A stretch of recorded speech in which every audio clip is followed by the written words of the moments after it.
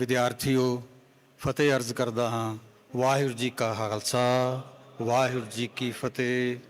सब तो पहली जिहड़ी अर्ज करनी तुहाडे अगे वो ये कि सारी उम्र उन्होंने अपनी जेब विच पैसा नहीं रखिया सी।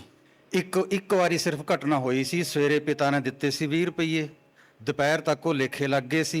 इहदे तो बाद या इहदे तो पहलां सारी उम्र एक धेला नहीं सी उन्होंने अपनी जेब च रखिया, ना भाई मरदाना जी नूं रखण दिता सी। ਜਿਹੜੀ चीज़ उन्होंने कदी अपने नालों वख नहीं की, सारे एशिया का भरमण किया, जो हमेशा उन्होंने अंग संग रही कलम दवात ते नोटबुक। अपने पिता खुश होणगे जे असी कलम दवात ते नोटबुक अपने कोल हर वक्त रखांगे। मुसलमान फखर नाल कहंदे ने कि असी अहले किताब हाँ, किताब चों पैदा होए कौम, आपां भी अहले किताब हाँ। सो गुरु नानक देव जी नूं प्यार करन दा अर्थ अखर नूं प्यार करना है। थोड़ियां जिहियां गल्लां साखियां बारे करांगे, बाकी धर्मां दीयां थोड़े जे हवाले देंगे आपां वडेरियां दे, इस तरीके नाल कि तुसीं थक्को ना। मैनूं इक्को ही किताब बार बार पढ़न दी बहुत आदत है, बचपन तो ही पै गई सी। जिहड़ी मैनूं साखी चंगी लगे, इतिहासक घटना चंगी लगे, कोई लेख का पैरा चंगा लगे, फिर मैं उन्होंने शदाइयां वांग दोहराई जाना, पढ़नों नहीं हटदा। फिर जो मैनूं याद हो जाता है फिर मैं सुनाउणों नहीं हटदा। ਇਹਦੇ ਨਾਲ ਮਤਲਬ मैं ये कदी परवाह नहीं की कि मेरे नाल बैठा सज्जन कौन है। टांगे च सवारी कोई नाल बैठी है, बस च ट्रेन च जहाज़ च, बस फिर एक बारी शुरू हो जाए काम का सिलसिला तो चल सो चल। एक वाक एमरसन का शुरू च सुनाना अज के प्रसंग दे विच लाभदायक है अपने सारिਆਂ ਲਈ। एमरसन अंग्रेजी का बहुत वड्डा विद्वान सी। उन्हों का सेंटेंस है, अध्यापक तैयारी करके क्लासरूम विच जाण, विद्यार्थी अपने अध्यापक की गल बहुत ध्यान नाल सुनन, क्योंकि एक सुंदर वाक हज़ारां सालां तक लखां दिलां विच यात्रा करेगा। एक सुंदर वाक हज़ारां सालां तक लखां दिलां विच यात्रा करेगा। प्यारे विद्यार्थियों, जे नोटबुक ना होई, पैन ना होया तो फिर आप सुंदर वाक किवें अपने जहन च, किवें अपने मन मस्तक दे विच उतारांगे। एक तो ये गल तुहानूं दसणी सी कि वाकां दी इंपॉर्टेंस बहुत गजब दी है।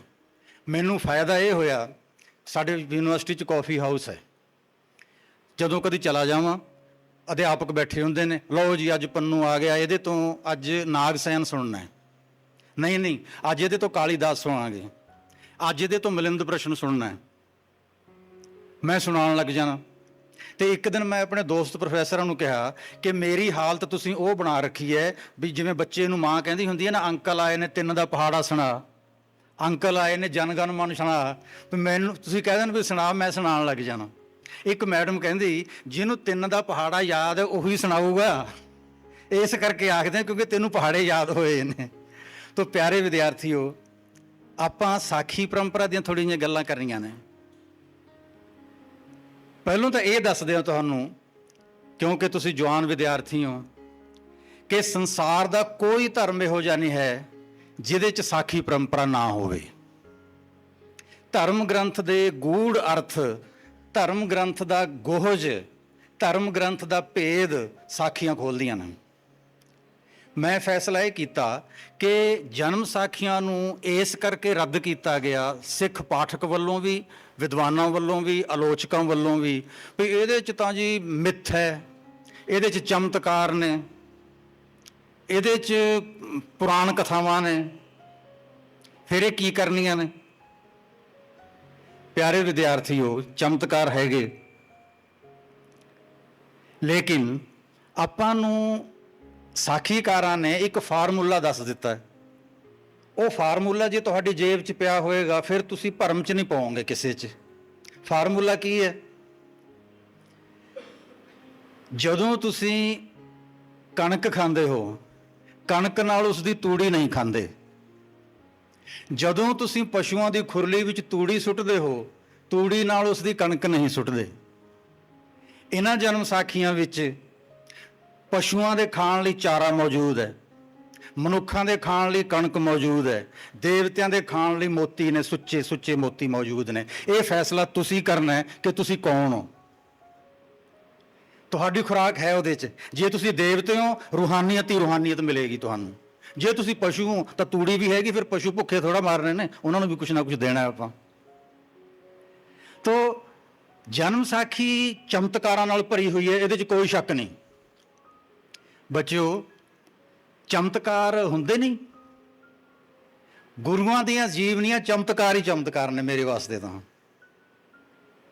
ਅੱਛਾ, ਇੱਕ ਹੋਰ ਗੱਲ ਦੱਸੋ ਮੈਨੂੰ, ਜਿਹੜੇ ਬੱਚੇ ਜਾਂ ਵੱਡੇ ਇਹ ਸੋਚਦੇ ਨੇ ਜਾਂ ਕਹਿੰਦੇ ਨੇ ਕਿ ਚਮਤਕਾਰਾਂ 'ਚ ਵਿਸ਼ਵਾਸ ਨਾ ਕਰੋ, ਫਿਰ ਉਹਨਾਂ ਨੂੰ ਅਰਦਾਸ ਨਹੀਂ ਕਰਨੀ ਚਾਹੀਦੀ। ਅਰਦਾਸ ਜਿਹੜੀ ਆਪਾਂ ਕਿਸੇ ਚਮਤਕਾਰ ਨੂੰ ਸੱਦਾ ਦੇਣ ਵਾਸਤੇ ਅਰਦਾਸ ਕਰਦੇ ਹਾਂ। ਅਰਦਾਸ ਕਰਦੇ ਹਾਂ ਆਪਾਂ ਮਹਾਰਾਜਾ ਕਿ ਸੱਚੇ ਪਾਤਸ਼ਾਹ, ਜਿੰਨੀ ਸਾਡੀ ਤਾਕਤ ਸੀ ਉਹ ਤਾਂ ਅਸੀਂ ਲਾ ਦਿੱਤੀ, ਹੁਣ ਤਾਕਤ ਦੇ ਮੁਤਾਬਕ, ਮਿਹਨਤ ਦੇ ਮੁਤਾਬਕ ਸਾਨੂੰ ਫਲ ਮਿਲੇ, ਇਹ ਜ਼ਰੂਰੀ ਨਹੀਂ ਹੈ। ਪਿਤਾ ਹੁਣ ਚਮਤਕਾਰ ਕਰ। ਤੇ ਚਮਤਕਾਰ ਕੀਤਾ ਹੈ। ਬਹੁਤ ਸਖਤ ਸੰਕਟਾਂ ਦੇ ਵਿੱਚੋਂ ਆਪਾਂ ਲੰਘੇ ਹੋਏ ਹਾਂ ਸਿਰਫ ਚਮਤਕਾਰਾਂ ਸਦਕਾ। ਸੋ ਚਮਤਕਾਰ ਕੋਈ ਨਿੰਦਣ ਵਾਲੀ ਚੀਜ਼ ਨਹੀਂ ਹੈ। ਤੁਸੀਂ ਹਾਲੇ ਛੋਟੇ ਹੋ, ਤੁਹਾਡਾ ਜੇ ਚਮਤਕਾਰਾਂ 'ਚ, ਮਿੱਥਾਂ 'ਚ ਜੇ ਨਹੀਂ ਯਕੀਨ, ਕੋਈ ਗੱਲ ਨਹੀਂ।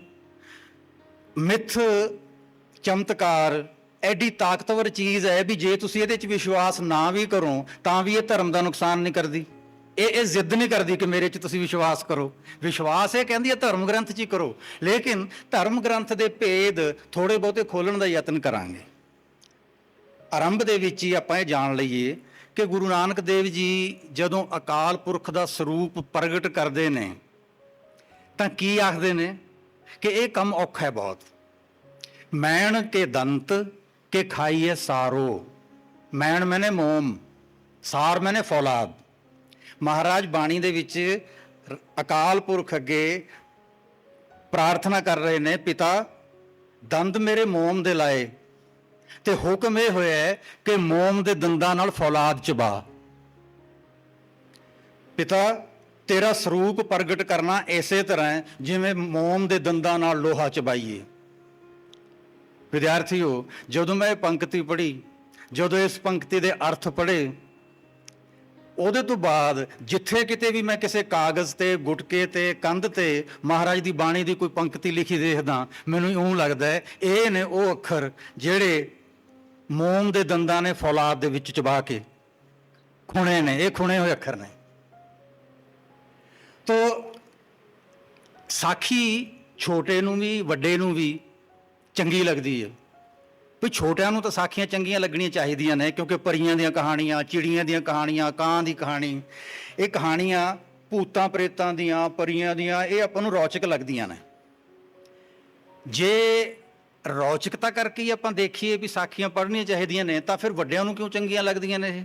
ਵੱਡੇ ਤਾਂ ਕਈ ਵਾਰੀ ਸੁਣ ਚੁੱਕੇ ਨੇ, ਕਈ ਵਾਰੀ ਸੁਣਾ ਚੁੱਕੇ ਨੇ। ਉਹਦੀ ਵਜ੍ਹਾ ਇਹ ਹੈ ਕਿ ਜਦੋਂ ਆਪਾਂ ਸਾਖੀ ਸੁਣਾਉਂਦੇ ਹਾਂ ਨਾ, ਉਦੋਂ ਆਪਾਂ ਗੁਰੂ ਨਾਨਕ ਦੇਵ ਜੀ ਦੇ ਮਹਿਲਾਂ ਦੇ ਵਿੱਚ ਜਾ ਬੈਠਦੇ ਹਾਂ। ਉਹ ਆਪਣੇ ਪਿਤਾ ਨੇ ਤੇ ਆਪਾਂ ਸਾਰੇ ਹੀ ਉਹਨਾਂ ਦੇ ਬੱਚੇ ਹਾਂ। ਕੋਈ 80 ਸਾਲ ਦਾ ਬੱਚਾ ਉਹਨਾਂ ਦਾ, ਕੋਈ 15 ਸਾਲ ਦਾ।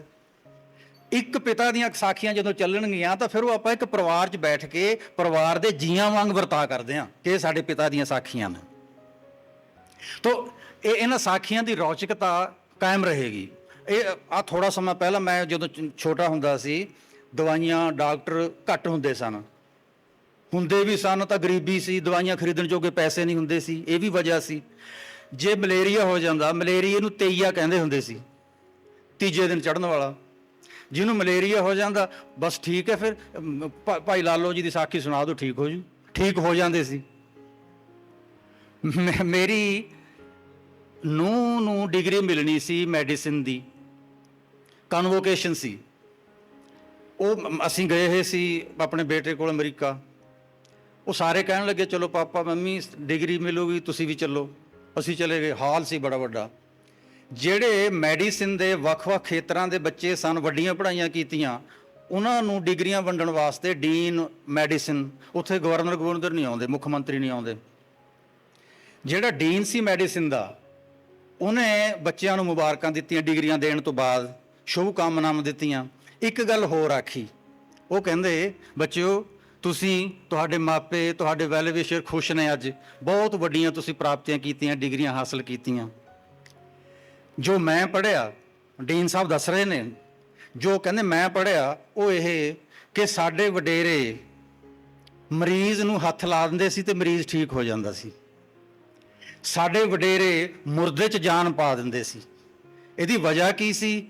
ਉਹ ਡੀਨ ਸਾਹਿਬ ਕਹਿੰਦੇ ਬੱਚਿਓ, ਇਸ ਵਜ੍ਹਾ ਉਹਦੀ ਇਹ ਸੀ, ਉਹਨਾਂ ਨੇ ਡਿਗਰੀ ਨਹੀਂ ਲਈ ਸੀ ਕੋਈ, ਵਜ੍ਹਾ ਇਹ ਸੀ ਕਿ ਉਹ ਪਿਆਰ ਕਰਦੇ ਸੀ ਆਪਾਂ ਨੂੰ। ਜੇ ਤੁਹਾਡੇ ਦਿਲ 'ਚ ਪਿਆਰ ਤੇ ਹਮਦਰਦੀ ਨਾ ਹੋਈ ਤਾਂ ਪਏ ਰਹਿਣਗੇ ਤੁਹਾਡੇ ਹਸਪਤਾਲ, ਪਈਆਂ ਰਹਿਣਗੀਆਂ ਤੁਹਾਡੀਆਂ ਦਵਾਈਆਂ ਤੇ ਟੀਕੇ, ਕਿਸੇ ਨੇ ਕੰਮ ਨਹੀਂ ਆਉਣਾ। ਮਨੁੱਖਤਾ ਨੂੰ ਪਿਆਰ ਕਰੋਗੇ ਤਾਂ ਤੁਹਾਡੀਆਂ ਡਿਗਰੀਆਂ ਸਾਰਥਕ ਹੋਣਗੀਆਂ। ਜਿਨ੍ਹਾਂ ਦੀਆਂ ਆਪਾਂ ਅੱਜ ਗੱਲਾਂ ਕਰਾਂਗੇ ਉਹਨਾਂ ਦੇ ਵਿੱਚ ਵਿਸ਼ੇਸ਼ਤਾ ਕੇਵਲ ਇਹੀ ਸੀ ਕਿ ਉਹਨਾਂ ਨੇ ਆਪਾਂ ਨੂੰ ਪਿਆਰ ਕੀਤਾ ਸੀ। ਮੈਨੂੰ ਕਦੀ ਕਦੀ ਵਿਦਿਆਰਥੀ ਪੁੱਛਣ ਲੱਗ ਜਾਂਦੇ ਨੇ, ਜੀ ਰਮਾਇਣ 'ਚ, ਮਹਾਭਾਰਤ 'ਚ ਸਾਰੇ ਹੀ ਮਿਥਿਹਾਸ ਹੀ ਮਿਥਿਹਾਸ ਹੈ ਕਿ ਇਹਦੇ 'ਚ ਇਤਿਹਾਸ ਵੀ ਹੈ ਥੋੜ੍ਹਾ ਬਹੁਤ? ਮੇਰਾ ਉੱਤਰ ਇਹ ਹੁੰਦਾ ਹੈ ਕਿ ਜੇ ਇਹ ਇਤਿਹਾਸ ਦੀਆਂ ਕਿਤਾਬਾਂ ਹੁੰਦੀਆਂ ਫਿਰ ਇਹਨਾਂ ਉੱਪਰੋਂ ਕਿਸੇ ਨੇ ਗਰਦ ਨਹੀਂ ਝਾੜਨੀ ਸੀ। ਬਥੇਰੀਆਂ ਪਈਆਂ ਨੇ ਇਤਿਹਾਸ ਦੀਆਂ ਕਿਤਾਬਾਂ, ਇਹ ਧਰਮ ਗ੍ਰੰਥ ਨੇ, ਇਹਨਾਂ ਸਦਕਾ ਕੌਮਾਂ ਜਿਉਂਦੀਆਂ ਰਹਿੰਦੀਆਂ ਨੇ। ਕਿਵੇਂ ਜਿਉਂਦੀਆਂ ਨੇ ਕੌਮਾਂ? ਤੁਹਾਨੂੰ ਮੈਂ ਇੱਕ ਐਗਜ਼ਾਮਪਲ ਦਿਆਂਗਾ। ਗੋਪੀਨਾਥ ਮਹੰਤੀ ਇੰਡੀਅਨ ਫਾਰੈਸਟ ਸਰਵਿਸਿਜ਼ ਦਾ ਅਫਸਰ ਸੀ, ਜੰਗਲਾਤ ਅਫਸਰ, ਉੜੀਸਾ ਦਾ ਸੀ। ਉੜੀਸਾ ਦੇ ਜੰਗਲਾਂ 'ਚ ਅਕਸਰ ਵਿਚਰਦਾ ਸੀ, ਜੰਗਲਾਤ ਅਫਸਰ ਸੀ, ਉਹਦਾ ਕਿੱਤਾ ਹੀ ਇਹ ਸੀ। ਉਹਨੇ ਫੈਸਲਾ ਕੀਤਾ ਕਿ ਉੜੀਸਾ ਦੇ ਜੰਗਲਾਂ 'ਚ ਇੱਕ ਕਬੀਲਾ ਹੈ, ਉਹਦਾ ਨਾਂ ਹੈ ਕੰਧ, ਕੰਧਾਂ ਦਾ ਕਬੀਲਾ। ਉਸ ਕਬੀਲੇ ਤੇ ਉਹਨੇ ਇੱਕ ਕਿਤਾਬ ਲਿਖੀ ਹੈ 600 ਪੰਨਿਆਂ ਦੀ, ਉਹਦਾ ਨਾਂ ਹੈ ਅੰਮ੍ਰਿਤ ਸੰਤਾਨ। ਅੰਮ੍ਰਿਤ ਸੰਤਾਨ ਇਸ ਕਰਕੇ ਰੱਖਿਆ ਉਹਨੇ ਇਸ ਕਿਤਾਬ ਦਾ ਨਾਂ ਕਿ ਉਹ ਜਿਹੜੇ ਆਦਿਵਾਸੀ ਨੇ, ਜੰਗਲੀ ਕੰਧ, ਉਹ ਕਹਿੰਦੇ ਵੀ ਲੱਖ ਸਾਲ ਪਹਿਲਾਂ ਮਨੁੱਖ ਅਸਮਾਨ ਤੋਂ ਧਰਤੀ ਤੇ ਜਿਵੇਂ ਉਤਰਿਆ ਸੀ ਅੱਜ ਵੀ ਉਵੇਂ ਦੀ ਉਵੇਂ ਨੇ। ਸਿਵਿਲਾਈਜੇਸ਼ਨ ਨੇ ਇਹਨਾਂ ਨੂੰ ਵਿਗਾੜਿਆ ਨਹੀਂ। ਉਹ ਕਹਿੰਦਾ ਹੈ ਸਿਵਿਲਾਈਜੇਸ਼ਨ ਸਾਨੂੰ ਵਿਗਾੜ ਰਹੀ ਹੈ। ਅੰਮ੍ਰਿਤ ਸੰਤਾਨ ਆਏ ਸਾਂ ਅਸੀਂ ਧਰਤੀ ਤੇ, ਕਰਪਟ ਹੋ ਰਹੇ ਹਾਂ ਦਿਨ ਬ ਦਿਨ। ਤੇ ਉਹ ਕਿਹੋ ਜਿਹੇ ਲੋਕ ਨੇ? ਬਸ ਉਹਨਾਂ ਚੋਂ 600 ਪੰਨਿਆਂ ਦੀ ਕਿਤਾਬ ਚੋਂ ਸਿਰਫ ਇੱਕ ਸਾਖੀ ਤੁਹਾਨੂੰ ਸੁਣਾਣੀ ਹੈ। ਗੋਪੀਨਾਥ ਮਹੰਤੀ ਇਹਨਾਂ ਜੰਗਲੀ ਕੰਧਾਂ ਨੂੰ ਪੁੱਛਦਾ ਹੈ ਵੀ ਤੁਸੀਂ ਆਪਣੇ ਬਾਰੇ ਦੱਸੋ, ਲੜਾਈ ਝਗੜਾ ਹੁੰਦਾ ਹੈ ਤਾਂ ਫਿਰ ਥਾਣੇ ਜਾਂਦੇ ਹੋ, ਤੁਸੀਂ ਕਿਵੇਂ ਨਿਬੜਦਾ? ਉਹ ਨਹੀਂ ਜੀ, ਕਹਿੰਦੇ ਸਾਡਾ ਸਰਦਾਰ ਹੁੰਦਾ ਇੱਕ, ਬਸ ਅਸੀਂ ਸਰਦਾਰ ਕੋਲ ਚਲੇ ਜਾਂਦੇ ਹਾਂ, ਉਹ ਦੋਵਾਂ ਧਿਰਾਂ ਨੂੰ ਸੁਣ ਲੈਂਦਾ, ਜੋ ਫੈਸਲਾ ਕਰਦਾ ਉਹ ਅਸੀਂ ਮੰਨ ਲੈਂਦੇ ਹਾਂ। ਸਰਦਾਰ ਕਿਵੇਂ ਚੁਣਿਆ ਜਾਂਦਾ? ਉਹ ਕਹਿੰਦੇ ਚੁਣਿਆ ਥੋੜ੍ਹਾ ਜਾਂਦਾ ਹੈ, ਉਹ ਤਾਂ ਜੱਦੀ ਹੈ। ਹੁਣ ਇਹ ਸਰਦਾਰ ਹੈ, ਉਦੋਂ ਤੋਂ ਬਾਅਦ ਫਿਰ ਇਹਦਾ ਵੱਡਾ ਬੇਟਾ ਸਰਦਾਰ ਹੋਊਗਾ ਸਾਡਾ। ਐਉਂ ਗੱਲਾਂ ਕਰ ਰਹੇ ਸੀ ਤਾਂ ਉਹ ਕਹਿੰਦੇ ਲੋ ਪਹਾੜੀ ਦੀ ਢਲਾਣ ਤੇ ਬੈਠੇ ਨੇ, ਕਹਿੰਦੇ ਲੋ ਉਹ ਸਰਬੂ ਸਾਡਾ ਸਰਦਾਰ ਉਹ ਆ ਰਿਹਾ। ਜਦੋਂ ਗੋਪੀਨਾਥ ਮਹੰਤੀ ਉਧਰ ਨਿਗਾਹ ਮਾਰਦਾ ਹੈ ਤਾਂ ਇੱਕ ਨੰਗ ਧੜੰਗ ਬੰਦਾ, ਲੰਗੋਟੀ ਪਹਿਨੀ ਹੋਈ, ਹੱਥ 'ਚ ਸੋਟੀ ਹੈ, ਨਾਲ ਇੱਕ ਕੁੱਤਾ ਤੁਰਿਆ ਆ ਰਿਹਾ। ਉਹ ਹੱਸ ਪਿਆ, ਕਹਿੰਦਾ ਇਹ ਸਰਦਾਰ ਹੈ ਤੁਹਾਡਾ? ਉਹ ਕਹਿੰਦੇ ਹੋਰ। ਉਹ ਕਹਿੰਦਾ ਸਰਦਾਰ ਕੋਲ ਹਵੇਲੀ ਹੁੰਦੀ ਹੈ, ਦੌਲਤ ਹੁੰਦੀ ਹੈ, ਘੋੜੀ, ਨੌਕਰ, ਇਹ ਤਾਂ ਤੁਹਾਡੇ ਵਰਗਾ ਕੰਗਲਾ ਜਿਹਾ। ਉਹ ਕੰਧ ਕਹਿੰਦੇ ਹਵੇਲੀ, ਦੌਲਤ, ਘੋੜੀ, ਨੌਕਰ, ਇਹ ਕੀ ਚੀਜ਼ਾਂ ਹੋਈਆਂ? ਹੁਕਮ ਸਭ ਤੋਂ ਵੱਡਾ ਹੁੰਦਾ, ਇਹ ਹਾਕਮ ਹੈ ਸਾਡਾ, ਇਹਦੀ ਬੇਅਦਬੀ ਨਹੀਂ ਕਰਨੀ। ਇਹਨਾਂ ਨੂੰ ਸਰਦਾਰ ਪਹੁੰਚ ਗਿਆ। ਲੋਕ ਕਹਿੰਦੇ ਬਾਕੀ ਗੱਲਾਂ ਸਾਡੇ ਸਰਦਾਰ ਨੂੰ ਹੀ ਪੁੱਛੋ। ਮਹੰਤੀ ਪੁੱਛਦਾ ਹੈ ਵੀ ਕਦੋਂ ਆਈ ਸੀ ਤੁਹਾਡੇ ਕੋਲ ਸਰਦਾਰੀ? ਉਹ ਕਹਿੰਦਾ ਜੀ ਜਦੋਂ ਧਰਤੀ ਤੇ ਅਸਮਾਨ ਬਣੇ ਸੀ ਉਦੋਂ। ਉਹ ਕਹਿੰਦੇ ਨਹੀਂ ਨਹੀਂ, ਕੋਈ ਇਤਿਹਾਸ ਹੋਊ ਤੁਹਾਡਾ। ਉਹ ਕਹਿੰਦੇ ਦੇਖ ਅਸੀਂ ਪੜ੍ਹੇ ਲਿਖੇ ਤਾਂ ਹਾਂ ਨਹੀਂ, ਸਾਨੂੰ ਇਤਿਹਾਸ ਕੁਛ ਨਹੀਂ ਪਤਾ, ਤੇ ਬਸ ਸਾਨੂੰ ਤਾਂ ਇੰਨਾ ਹੀ ਪਤਾ ਵੀ ਹਮੇਸ਼ਾ ਸਾਡੇ ਕੋਲ ਸਰਦਾਰੀ ਰਹੀ ਹੈ। ਕਹਿੰਦੇ ਨਹੀਂ ਵੀ ਥੋੜ੍ਹੀ ਬਹੁਤੀ ਮਤਲਬ ਅੰਦਾਜ਼ਾ ਵੀ ਕਿੱਥੋਂ ਕੁ ਤੱਕ ਜਾਣਦੇ ਹੋ? ਕਹਿੰਦੇ ਬਈ ਜੇ ਅੰਦਾਜ਼ਾ ਹੀ ਪੁੱਛਣਾ ਹੈ ਤਾਂ ਦੁਆਪਰ 'ਚ ਸਾਡੇ ਕੋਲ ਸਰਦਾਰੀ ਹੈਗੀ ਸੀ, ਨਾ ਸੌਰੀ ਤ੍ਰੇਤੇ 'ਚ ਸਾਡੇ ਕੋਲ ਸਰਦਾਰੀ ਸੀ। ਉਹ ਕਿਵੇਂ ਹੈ ਜੀ? ਉਹ ਕਹਿੰਦੇ ਵੀ ਸਾਡਾ ਕੰਧਾਂ ਦਾ ਸਰਦਾਰ ਇੱਥੇ ਜੰਗਲ 'ਚ ਰਹਿੰਦਾ ਸੀ ਤੇ ਦੋ ਭਰਾ ਏ, ਨਾਲ ਉਹਨਾਂ ਦੀ ਔਰਤ ਸੀ। ਵੱਡੇ ਦਾ ਨਾਂ ਰਾਮਚੰਦ ਸੀ, ਛੋਟੇ ਦਾ ਨਾਂ ਲਛਮਣ ਸੀ। ਸਾਡੇ ਸਰਦਾਰ ਕੋਲ ਆ ਕੇ ਕਹਿੰਦੇ ਜੀ ਸਾਡੇ ਘਰ 'ਚ ਕੋਈ ਲੜਾਈ ਝਗੜਾ ਹੋ ਗਿਆ, ਅਸੀਂ ਹੁਣ ਇਕਾਂਤ 'ਚ ਆਏ ਹਾਂ, ਸਾਨੂੰ ਤੁਹਾਡੇ ਜੰਗਲ 'ਚ ਰਹਿਣ ਦੀ ਆਗਿਆ ਮਿਲੇਗੀ? ਸਾਡੇ ਕੰਧਾਂ ਦੇ ਸਰਦਾਰ ਨੇ ਕਿਹਾ ਕਿ ਹਾਂ ਹੋਰ ਵੀ ਬਥੇਰੇ ਇੱਥੇ ਜਾਨਵਰ ਰਹੀ ਜਾਂਦੇ ਨੇ, ਬੰਦੇ ਰਹੀ ਜਾਂਦੇ ਨੇ, ਤੁਸੀਂ ਰਹਿ ਜਾਓਗੇ ਕੋਈ ਗੱਲ ਨਹੀਂ, ਲੇਕਿਨ ਸਾਡੇ ਕੁਛ ਰਸਮ ਰਿਵਾਜ ਨੇ, ਉਹਨਾਂ ਬਾਰੇ ਪਤਾ ਕਰ ਲਿਓ, ਉਹਨਾਂ 'ਚ ਵਿਘਨ ਨਾ ਪਵੇ। ਆਗਿਆ ਲੈ ਕੇ ਇਹ ਤਿੰਨੇ ਜਣੇ ਜੰਗਲ 'ਚ ਰਹਿਣ ਲੱਗੇ। ਸਰਬੂ ਦੱਸ ਰਿਹਾ ਸਰਦਾਰ, ਇੱਕ ਦਿਨ ਉਦਾਸ ਦੋਵੇਂ ਭਰਾ ਸਾਡੇ ਸਰਦਾਰ ਕੋਲ ਆਏ, ਕਹਿੰਦੇ ਜੀ ਸਾਡੇ ਨਾਲ ਬੁਰੀ ਹੋਈ। ਕੀ ਹੋ ਗਿਆ? ਇੱਥੇ ਧੰਨ ਕੁਬੇਰ ਹੈ ਜੀ, ਇੱਕ ਰਾਵਣ, ਉਹ ਸਾਡੀ ਔਰਤ ਚੁੱਕ ਕੇ ਲੈ ਗਿਆ, ਸਾਡੀ ਤੁਸੀਂ ਮਦਦ ਕਰੋ। ਕੰਧਾਂ ਦਾ ਸਰਦਾਰ ਕਹਿੰਦਾ ਕਿ ਅਸੀਂ ਮਦਦ ਕੀ ਕਰੀਏ ਭਲਾ? ਉਹ ਕਹਿੰਦੇ ਜੀ ਲੜਾਈ ਕਰਨੀ ਪਊ ਆਪਾਂ ਨੂੰ। ਕੰਧਾਂ ਦਾ ਸਰਦਾਰ ਕਹਿੰਦਾ ਕਿ ਅਸੀਂ ਕੰਧ ਏਡੇ ਬਹਾਦਰ ਹਾਂ ਕਿ ਇਕੱਲਾ ਇਕੱਲਾ ਕੰਧ ਲਲਕਾਰ ਕੇ ਇੱਕ ਸ਼ੇਰ ਨਾਲ ਟਾਕਰਾ ਕਰਦਾ ਹੈ। ਇਹ ਆਖਦਾ ਹੈ ਕਿ ਮੇਰੀ ਮਦਦ ਕਰਨ ਵਾਸਤੇ ਨਾ ਕੋਈ ਆਵੇ, ਮੈਂ ਬਥੇਰਾ ਇਹਦੇ ਵਾਸਤੇ। ਅਸੀਂ ਇਕੱਲੇ ਇਕੱਲੇ ਐਡੇ ਬਹਾਦਰ ਹਾਂ, ਇਹਦੇ 'ਚ ਕੋਈ ਸ਼ੱਕ ਨਹੀਂ। ਲੇਕਿਨ ਰਾਜਿਆਂ ਦੇ ਖਿਲਾਫ ਨਹੀਂ ਅਸੀਂ ਕਦੀ ਲੜੇ, ਰਾਜਿਆਂ ਦੇ ਖਿਲਾਫ ਨਹੀਂ ਸਾਨੂੰ ਲੜਨਾ ਆਉਂਦਾ। ਦੋਵੇਂ ਕਹਿੰਦੇ ਕਿ ਹੁਣ ਸਾਡੀ ਸ਼ਰਨ ਆਇਆਂ ਦੀ ਇੱਜ਼ਤ ਨਹੀਂ ਰੱਖੋਗੇ ਤੁਸੀਂ? ਉਹ ਕਹਿੰਦੇ ਚਲੋ ਐਂ ਕਰ ਲੈਂਦੇ ਹਾਂ, ਫਿਰ ਇੱਥੇ ਹੋਰ ਵੀ ਕਬੀਲੇ ਹੈਗੇ, ਆਪਾਂ ਸਾਰਿਆਂ ਦਾ ਇਕੱਠ ਬੁਲਾ ਲੈਂਦੇ ਹਾਂ, ਫਿਰ ਕੀ ਕਹਿੰਦੇ ਨੇ ਆਪਾਂ ਉਹਦੇ ਮੁਤਾਬਕ ਕਰ ਲਾਂਗੇ ਕੁਛ ਕਾਰਵਾਈ। ਬਾਕੀ ਸਰਦਾਰ ਆ ਗਏ, ਇਹ ਗੱਲ ਪੁੱਛੀ ਦੱਸੀ, ਸਾਰੇ ਕਹਿਣ ਲੱਗੇ ਵੀ ਰਾਜਿਆਂ ਦੇ ਖਿਲਾਫ ਅਸੀਂ ਜੰਗ ਲੜਨ ਜਾਣਦੇ ਨਹੀਂ। ਇਹ ਦੋਵੇਂ ਭਰਾ ਕਹਿੰਦੇ ਅਸੀਂ ਜਾਣਦੇ ਹਾਂ, ਅਸੀਂ ਸਿਖਾ ਦਾਂਗੇ। ਰਾਜਿਆਂ ਦੇ ਖਿਲਾਫ ਕਿਵੇਂ ਲੜੀਦਾ ਹੁੰਦਾ ਹੈ, ਉਹ ਲੜਾਈ ਸਾਨੂੰ ਲੜਨੀ ਆਉਂਦੀ ਹੈ। ਲੋ ਜੀ ਕਹਿੰਦੇ ਸਿਖਾ ਦਿਓ, ਫਿਰ ਅਸੀਂ ਸਿੱਖ ਲਾਂਗੇ। ਜੰਗਲੀ ਕਬੀਲੇ ਸਿੱਖਣ ਲੱਗੇ, ਦੋਵੇਂ ਭਰਾ ਸਿਖਾਉਣ ਲੱਗੇ। ਤੁਸੀਂ ਤਰੀਕਾ ਦੇਖੋ, ਸਟਾਈਲ ਦੇਖੋ, ਜਾਣੀ ਸਾਖੀਆਂ ਕੀ ਚੀਜ਼ ਹੁੰਦੀਆਂ ਨੇ, ਹਜ਼ਾਰਾਂ ਸਾਲਾਂ ਬਾਅਦ ਵੀ ਅਸਰ ਕਿਵੇਂ ਕਰਦੀਆਂ ਨੇ, ਉਹ ਤੁਹਾਨੂੰ ਦੱਸਣ ਲੱਗੇ ਹਾਂ। ਕਹਿੰਦੇ ਜੀ ਬਸ ਫਿਰ ਅਸੀਂ ਸਿੱਖ ਗਏ। ਜਦੋਂ ਰਾਮਚੰਦ ਨੇ ਹੁਕਮ ਕੀਤਾ ਵੀ ਚਲੋ ਵੀ ਚੜ੍ਹਾਈ ਕਰੀਏ, ਅਸੀਂ ਨਿਕਲੇ ਆਪਣੇ ਹਥਿਆਰਾਂ ਸਮੇਤ, ਤਾਂ ਉਹ ਜਿਹੜਾ ਧੰਨ ਕੁਬੇਰ ਸੀ, ਉਹਨੇ ਤਾਂ ਜੰਗਲ ਦੇ ਜਾਨਵਰ ਵੀ ਇੰਨੇ ਤੰਗ ਕੀਤੇ ਹੋਏ ਸੀ, ਜੰਗਲੀ ਜਾਨਵਰ ਵੀ ਸਾਡੇ ਨਾਲ ਰਲ ਗਏ ਸੀ। ਉਹ ਕਹਿੰਦੇ ਖੂੰਖਾਰ ਯੁੱਧ ਹੋਇਆ, ਸਾਨੂੰ ਉਮੀਦ ਕੋਈ ਨਹੀਂ ਸੀ ਜਿੱਤ ਜਾਾਂਗੇ, ਬਸ ਰੱਬ ਦੇ ਭਰੋਸੇ ਅਸੀਂ ਤਾਂ ਹਮਲਾ ਕਰ ਦਿੱਤਾ ਸੀ, ਪਰ ਅਸੀਂ ਧੰਨ ਕੁਬੇਰ ਮਾਰ ਲਿਆ। ਕਮਾਲ ਹੋਈ। ਸਾਡੇ ਕੰਧਾਂ ਦੇ ਸਰਦਾਰ ਨੇ ਰਾਮਚੰਦ ਨੂੰ ਜੱਫੀ ਪਾ ਕੇ ਕਿਹਾ, ਪਹਿਲੋਂ ਤਾਂ ਅਸੀਂ ਤੈਨੂੰ ਸ਼ਰਨਾਰਥੀ ਸਮਝਿਆ ਸੀ ਆਪਣਾ, ਤੂੰ ਜਦੋਂ ਰਹਿਣ ਲੱਗ ਗਿਆ ਉੱਥੇ ਸਾਨੂੰ ਇਉਂ ਲੱਗਾ ਵੀ ਸਾਡੇ ਵਰਗੇ ਹੀ, ਤੂੰ ਸਾਡਾ ਭਰਾ ਹੈ। ਉਹ ਧੰਨ ਕੁਬੇਰ ਮਾਰ ਲਿਆ, ਸਾਨੂੰ ਲੜਨਾ ਸਿਖਾਤਾ, ਤੂੰ ਤਾਂ ਭਗਵਾਨ ਹੈ। ਰਾਮਚੰਦ ਕਹਿੰਦਾ ਨਹੀਂ, ਹਜੇ ਵੀ ਮੈਂ ਤੁਹਾਡਾ ਭਰਾ ਹੀ ਹਾਂ। ਸਾਡਾ ਸਮਾਂ ਖਤਮ ਹੋ ਗਿਆ ਸੰਕਟ ਦਾ, ਅਸੀਂ ਵਾਪਸ ਆਪਣੇ ਦੇਸ਼ ਨੂੰ ਜਾਣਾ, ਹੁਣ ਤੁਹਾਨੂੰ ਜਿੱਤੇ ਹੋਏ ਇਲਾਕੇ ਵੰਡ ਕੇ ਅਸੀਂ ਫਿਰ ਆਪਣੇ ਦੇਸ਼ ਨੂੰ ਪਰਤਾਂਗੇ। ਕੰਧਾਂ ਦਾ ਸਰਦਾਰ ਦੱਸ ਰਿਹਾ ਹੈ, ਕਿਉਂਕਿ ਸਭ ਤੋਂ ਵੱਧ ਬਹਾਦਰੀ ਅਸੀਂ ਦਿਖਾਈ ਸੀ, ਸਾਨੂੰ ਸਭ ਤੋਂ ਵੱਧ ਉਪਜਾਊ ਮੈਦਾਨ ਦਿੱਤੇ ਉਹਨਾਂ ਨੇ। ਕਿਸੇ ਨੂੰ ਜੰਗਲ ਦਿੱਤੇ, ਕਿਸੇ ਨੂੰ ਪਹਾੜ ਦਿੱਤੇ, ਕਿਸੇ ਨੂੰ ਸਮੁੰਦਰ ਦਾ ਕਿਨਾਰਾ ਦਿੱਤਾ। ਇਉਂ ਸਾਰੀਆਂ ਚੀਜ਼ਾਂ ਸਾਡੇ 'ਚ ਵੰਡ ਕੇ ਉਹ ਚਲੇ ਗਏ। ਹੁਣ ਲਾਸਟ ਹਿੱਸਾ ਇਸ ਸਾਖੀ ਦਾ। ਕੰਧਾਂ ਦਾ ਸਰਦਾਰ ਦੱਸ ਰਿਹਾ ਹੈ ਕਿ ਅਸੀਂ ਸਮਝਦੇ ਸੀ ਵੀ ਅਸੀਂ ਧੰਨ ਕੁਬੇਰ ਮਾਰ ਲਿਆ। ਧੰਨ ਕੁਬੇਰ ਮਰਦਾ ਨਹੀਂ ਹੁੰਦਾ, ਧੰਨ ਕੁਬੇਰ ਰੂਪ ਵਟਾਉਂਦਾ ਹੁੰਦਾ ਹੈ। ਧੰਨ ਕੁਬੇਰ ਫੇਰ ਪੈਦਾ ਹੋ ਗਿਆ। ਪਹਿਲਾਂ ਉਹਨੇ ਸਾਡੇ ਤੋਂ ਮੈਦਾਨ ਖੋਹੇ, ਅਸੀਂ ਜੰਗਲਾਂ 'ਚ ਆ ਵੜੇ। ਫਿਰ ਉਹਨੇ ਜੰਗਲਾਂ ਦੀ ਕਟਾਈ ਸ਼ੁਰੂ ਕਰ ਦਿੱਤੀ, ਅਸੀਂ ਪਹਾੜਾਂ ਤੇ ਚੜ੍ਹਨ ਲੱਗੇ। ਹਰ ਸਾਲ ਉਹ ਪਹਾੜਾਂ ਤੇ ਸਾਡਾ ਸ਼ਿਕਾਰ ਕਰ ਰਹੇ ਨੇ, ਅਸੀਂ ਹਰ ਸਾਲ ਥੋੜ੍ਹਾ ਜਿਹਾ ਉੱਪਰ ਹੋਰ ਚੜ੍ਹ ਜਾਂਦੇ ਹਾਂ। ਲੋਹੇ ਦੀਆਂ ਪਟੜੀਆਂ ਵਿਛਾ ਕੇ ਧੰਨ ਕੁਬੇਰ ਲੋਹੇ ਦੇ ਇੰਜਣਾਂ 'ਚ ਸਵਾਰ ਹੋ ਕੇ ਸਾਡਾ ਸ਼ਿਕਾਰ ਕਰਨ ਆ ਰਿਹਾ। ਅਸੀਂ ਉਹੀ ਬਹਾਦਰ ਕੰਧ ਅੱਜ ਵੀ ਜਿਹੜੇ ਤਰੇਤੇ 'ਚ ਹੁੰਦੇ ਸੀ, ਜਿਨ੍ਹਾਂ ਨੇ ਧੰਨ ਕੁਬੇਰ ਮਾਰ ਲਿਆ ਸੀ, ਪਰ ਅੱਜ ਸਾਡੇ ਕੋਲ ਸਾਡਾ ਰਾਮਚੰਦ ਨਹੀਂ ਨਾ ਹੈ, ਸਾਡਾ ਹੀਰੋ ਨਹੀਂ ਹੈ। ਇਹ ਬੱਚਿਓ, ਜਦੋਂ ਗੁਰੂ ਮਹਾਰਾਜ ਦੀ ਥਾਂ ਥਾਂ ਤੇ ਬੇਅਦਬੀ ਹੋਈ, ਲੀਡਰ ਤੋਂ ਬਿਨਾਂ ਹੀ 2 ਲੱਖ ਖਾਲਸਾ ਅੰਮ੍ਰਿਤਸਰ ਜਾ ਜੁੜਿਆ ਸੀ ਇੱਕ ਪਿੰਡ 'ਚ, ਆਪਣੇ ਕੋਲੋਂ ਪੈਸੇ ਖਰਚ ਕੇ, ਕਿਉਂਕਿ ਪਿਆਰ ਕਰਦੇ ਸੀ ਉਹ ਬਾਣੀ ਨੂੰ। ਉਹਨਾਂ ਦਾ ਕੋਈ ਲੀਡਰ ਨਹੀਂ ਸੀ। ਬਿਨਾਂ ਲੀਡਰ ਤੋਂ ਐਡੀ ਜ਼ਬਰਦਸਤ ਗਿਣਤੀ ਖਾਲਸਾ ਪੰਥ ਦੀ, ਕਿਉਂਕਿ ਗੁਰੂ ਚਰਨਾਂ ਨਾਲ ਪ੍ਰੀਤ ਸੀ। ਮੈਨੂੰ ਨਾਲ ਮਿਲਦੀਆਂ ਜੁਲਦੀਆਂ ਗੱਲਾਂ ਹੋਰ ਵੀ ਯਾਦ ਆ ਜਾਂਦੀਆਂ ਨੇ ਇਹੋ ਜਿਹੇ, ਜਦੋਂ ਪ੍ਰਸੰਗ ਪੜ੍ਹਦਾ ਅਤੇ ਸੁਣਦਾ। ਮੈਂ ਇੱਕ ਕਿਤਾਬ ਤਾਜ਼ੀ ਪੰਜਾਬੀ 'ਚ ਟਰਾਂਸਲੇਟ ਕੀਤੀ ਹੈ ਤੁਹਾਡੇ ਵਾਸਤੇ ਅੰਗਰੇਜ਼ੀ ਤੋਂ। ਮਹਾਤਮਾ ਗਾਂਧੀ ਦੇ ਪੋਤਾ ਹੈ ਰਾਜ ਮੋਹਨ ਗਾਂਧੀ, ਪ੍ਰੋਫੈਸਰ ਹੈ ਅਮਰੀਕਾ 'ਚ, ਉਹਨੇ ਪੰਜਾਬ ਦਾ ਇਤਿਹਾਸ ਲਿਖਿਆ ਅੰਗਰੇਜ਼ੀ 'ਚ। ਤੋਂ ਪੰਜਾਬ ਦਾ ਇਤਿਹਾਸ ਪੰਜਾਬੀ 'ਚ ਚਾਹੀਦਾ ਸੀ ਨਾ, ਇਹ ਘਾਟ ਸੀ, ਆਪਾਂ ਕਰ ਦਿੱਤਾ। ਉਹ ਤੁਹਾਡੀ ਲਾਇਬ੍ਰੇਰੀ ਦੇ ਵਿੱਚ ਨਹੀਂ ਹੈ ਤਾਂ ਲਾਇਬ੍ਰੇਰੀ 'ਚ ਮੰਗਵਾਓ।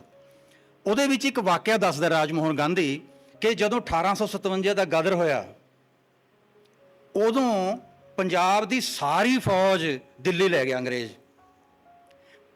ਵੱਡਾ ਪੰਜਾਬ, ਪਿਸ਼ਾਵਰ ਤੋਂ ਲੈ ਕੇ ਲੁਧਿਆਣੇ ਤੱਕ, ਸਤਲੁਜ ਤੱਕ, ਇਹ ਵੱਡਾ ਪੰਜਾਬ, ਸਾਰੀ ਦੀ ਸਾਰੀ ਫੌਜ ਪੰਜਾਬ 'ਚੋਂ ਦਿੱਲੀ ਲੈ ਗਿਆ। ਕੇਵਲ 1000 ਸਿਪਾਹੀ ਬਚੇ ਸਨ ਇੱਥੇ। ਉਹ ਤਾਂ ਬਚੇ ਕਿਉਂਕਿ ਉਹ ਬਿਮਾਰ ਸਨ, ਮੰਜੇ ਤੋਂ ਨਹੀਂ ਉੱਠ ਸਕਦੇ ਸੀ। ਮਹਾਰਾਜਾ ਰਣਜੀਤ ਸਿੰਘ ਦੀਆਂ ਫੌਜਾਂ ਅਜੇ ਘਰੋਂ ਘਰੀ ਬੈਠੀਆਂ ਸੀ, ਉਹਨਾਂ ਦਾ ਕੋਈ ਲੀਡਰ ਨਹੀਂ ਸੀ। ਬਗੈਰ ਲੀਡਰ ਤੋਂ ਕੁਝ ਨਹੀਂ ਬਣਦਾ, ਕੁਝ ਨਹੀਂ ਕਰ ਸਕਦੇ। ਇਹ ਗੱਲ ਆਪਾਂ ਨੂੰ ਅੰਮ੍ਰਿਤ ਸੰਤਾਨ ਕਿਤਾਬ ਦੇ ਵਿੱਚ ਇੱਕ ਸਾਖੀ ਰਾਹੀਂ ਗੋਪੀਨਾਥ ਮਹੰਤੀ ਦੱਸ ਰਹੇ। ਠੀਕ ਹੈ ਕਿ ਨਹੀਂ? ਹੁਣ ਆਪਾਂ ਇਹ ਵਿਵਾਦ ਕਰਾਂਗੇ ਵੀ ਰਾਮਚੰਦਰ ਹੋਇਆ ਸੀ ਕਿ ਨਹੀਂ ਹੋਇਆ, ਨਹੀਂ ਹੋਇਆ ਸੀ, ਹਨੂਮਾਨ ਹੈਗਾ ਸੀ ਕਿ ਨਹੀਂ ਹੈਗਾ ਸੀ, ਇਹ ਗੱਲਾਂ ਬੇਕਾਰ ਨੇ। ਆਪਾਂ ਦੇਖਣਾ ਇਹ ਹੁੰਦਾ ਹੈ ਕਿ ਜਿਹੜੀ ਸਾਖੀ ਪੜ੍ਹ ਰਹੇ ਹਾਂ, ਜਿਹੜਾ ਗ੍ਰੰਥ ਪੜ੍ਹ ਰਹੇ ਹਾਂ, ਉਹਦੇ ਵਿੱਚੋਂ ਨਿਕਲਦਾ ਕੀ ਹੈ। ਬਸ ਆਪਾਂ ਉਹਦੇ ਵਿੱਚੋਂ ਮੋਤੀ ਕੱਢਣੇ ਨੇ, ਆਪਾਂ ਉਹਦੇ ਵਿੱਚੋਂ ਕਣਕ ਦੇ ਦਾਣੇ ਲੱਭਣੇ ਨੇ। ਦੂਜੀ ਗੱਲ ਜਿਹੜੀ ਤੁਹਾਨੂੰ ਸੁਣਾਉਣੀ ਹੈ ਬਹੁਤ ਜ਼ਰੂਰੀ, ਉਹ ਇਹ ਕਿ ਪੁਰਾਣੀ ਬਾਈਬਲ ਹੈ ਜਿਹੜੀ, ਉਹ ਯਹੂਦੀਆਂ ਦਾ ਧਰਮ ਗ੍ਰੰਥ ਹੈ। ਬੱਚਿਓ, ਯਹੂਦੀ ਅੱਜ ਦੇ ਦਿਨ ਸੰਸਾਰ 'ਚ ਸਭ ਤੋਂ ਵੱਧ ਪੜ੍ਹੀ ਲਿਖੀ ਕੌਮ ਨੇ। ਉਹਨਾਂ ਨੇ ਕਿੰਨੇ ਸੰਤਾਪ ਝੱਲੇ, ਜੇ ਤੁਸੀਂ ਪੜ੍ਹ ਕੇ ਦੇਖੋ। ਮੈਂ ਲਿਖੀ ਹੈ ਕਿਤਾਬ, ਮੇਰੀ ਅਗਲੇ ਮਹੀਨੇ ਮਈ 'ਚ ਆ ਜਾਣੀ ਹੈ, ਈਰਾਨ 'ਤੇ ਲਿਖੀ ਹੈ। ਅੱਧਾ ਹਿੱਸਾ ਈਰਾਨ 'ਤੇ ਹੈ, ਅੱਧਾ ਹਿੱਸਾ ਪਿਛਲਾ ਜਿਹੜਾ ਉਹ ਅਰਬਾਂ ਤੇ ਇਜ਼ਰਾਈਲਾਂ ਦੀ ਟੱਕਰ 'ਤੇ ਹੈ। ਟੱਕਰ ਦੇ ਕਾਰਨ ਕੀ ਨੇ ਤੇ ਕਿਉਂ ਹੋ ਰਹੀ ਹੈ, ਹੁਣ ਤੱਕ ਮਿਟਦੀ ਕਿਉਂ ਨਹੀਂ। ਆਪਾਂ ਨੂੰ ਆਪਣੀਆਂ ਕੁਰਬਾਨੀਆਂ ਦਾ, ਆਪਣੇ ਸੰਕਟਾਂ ਦਾ ਪਤਾ, ਪਰ ਜਦੋਂ ਤੁਸੀਂ ਹੋਰ ਕੌਮਾਂ ਦੇ ਇਤਿਹਾਸ ਨੂੰ ਪੜ੍ਹੋਗੇ ਨਾ, ਫਿਰ ਤੁਹਾਨੂੰ ਪਤਾ ਲੱਗੇਗਾ ਕਿ ਕੁਰਬਾਨੀਆਂ, ਬਹਾਦਰੀਆਂ, ਬੰਦਗੀਆਂ ਇਹ ਇਕੱਲੇ ਸਾਡੇ ਵਡੇਰਿਆਂ 'ਚ ਨਹੀਂ, ਹੋਰਾਂ 'ਚ ਵੀ ਹੈਗੀਆਂ, ਤੇ ਆਪਾਂ ਨੂੰ ਕਈ ਕੁਝ ਸਿੱਖਣ ਨੂੰ ਮਿਲੇਗਾ। ਪੁਰਾਣੀ ਬਾਈਬਲ ਦੇ ਵਿੱਚ ਇੱਕ ਸਾਖੀ ਹੈ ਕਿ ਮਿਸਰ ਦੇ ਬਾਦਸ਼ਾਹ ਫਰਾਊਨ ਨੇ ਯਹੂਦੀਆਂ ਦਾ ਬੀਜ ਨਾਸ਼ ਕਰਨ ਦਾ ਫੈਸਲਾ ਕੀਤਾ, ਜਿਵੇਂ 18ਵੀਂ ਸਦੀ 'ਚ ਸਿੱਖਾਂ ਨਾਲ ਹੋਇਆ। ਇਸ ਤਰ੍ਹਾਂ ਦਾ ਬਿਰਤਾਂਤ ਹੈ।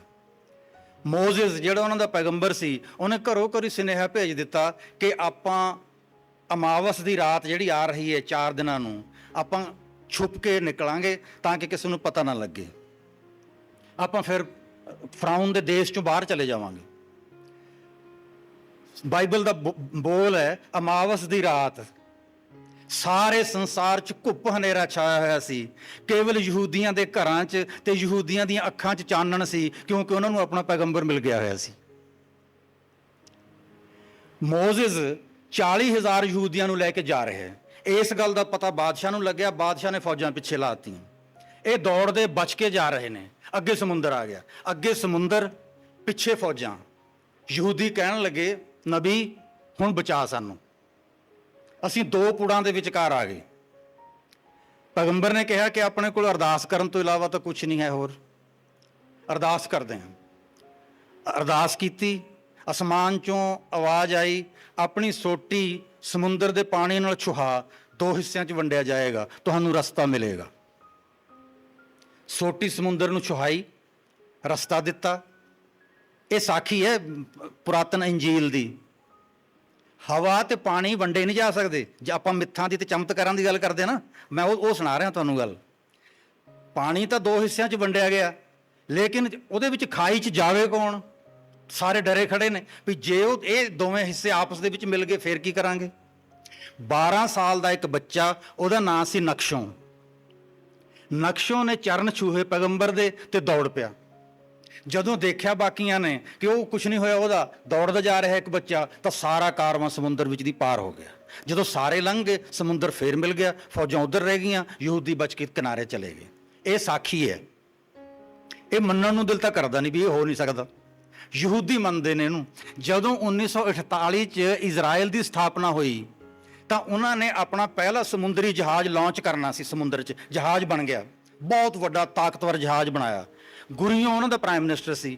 ਗੁਰੀਓ ਨੇ ਪਾਰਲੀਮੈਂਟ ਨੂੰ ਪੁੱਛਿਆ ਕਿ ਸ਼ੁਭ ਦਿਨ ਆਇਆ, ਆਪਾਂ ਸਮੁੰਦਰਾਂ ਦੇ ਸੈਲਾਨੀ ਹੁੰਦੇ ਸੀ, ਸਾਡੇ ਵਰਗਾ ਤਾਂ ਕੋਈ ਮਲਾਹ ਹੁੰਦਾ ਹੀ ਨਹੀਂ ਸੀ, ਅਸੀਂ ਗੁਲਾਮ ਹੋ ਗਏ, ਮੈਦਾਨਾਂ 'ਚ ਜਾਣਾ ਪੈ ਗਿਆ, ਮਜ਼ਦੂਰੀਆਂ ਕਰਨੀਆਂ ਪੈ ਗਈਆਂ, ਆਪਾਂ ਭੁੱਲ ਗਏ ਸਮੁੰਦਰਾਂ ਦੇ ਵਿੱਚ ਜਹਾਜ਼ਾਂ ਨੂੰ ਠੇਲਣਾ। ਲੇਕਿਨ ਹੁਣ ਕਿਸਮਤ ਖੁੱਲੀ ਸਾਡੀ, ਆਪਾਂ ਜਹਾਜ਼ ਲਾਂਚ ਕਰਨਾ ਪਹਿਲਾ।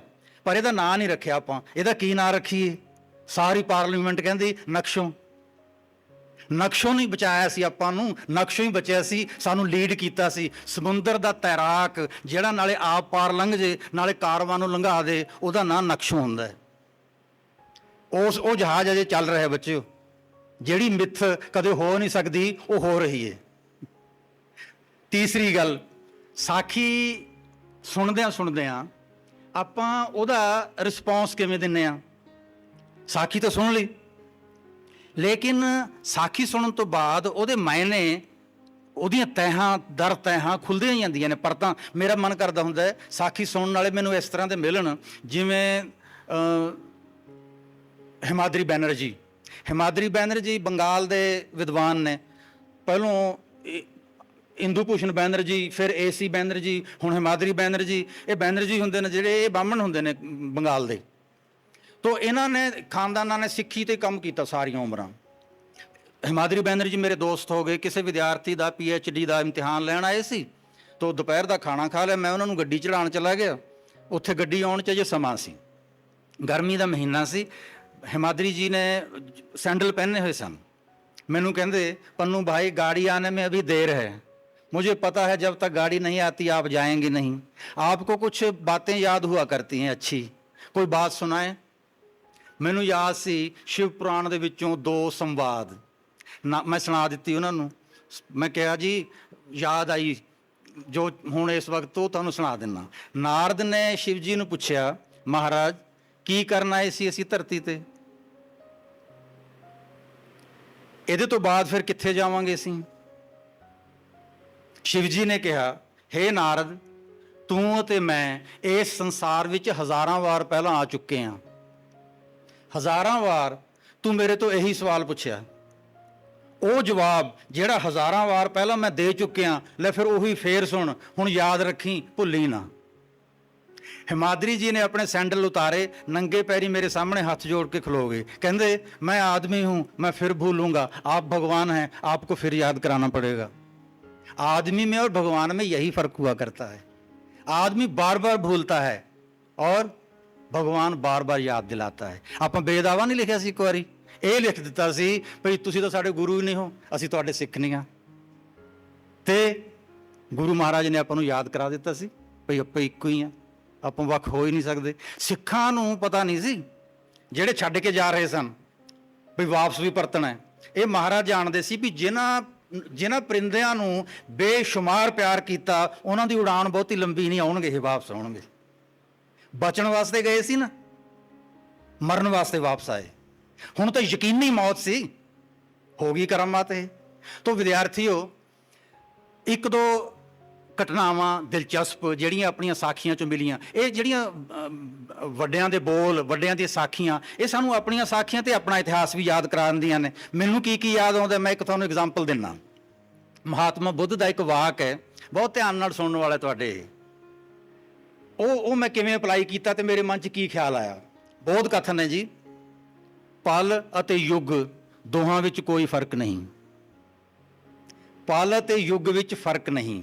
जिस कर्मां वाले पल नूं इस गल की समझ लग गई वो युग हो गया। जिस अभागे युग नूं इस गल का पता ना लग्या वो पल वांगू नष्ट होया। पल ते युग विच कोई फर्क नहीं। ये वाक जदों मैं पढ़िया विद्यार्थियों, मैनूं छोटे साहबजादे याद आए।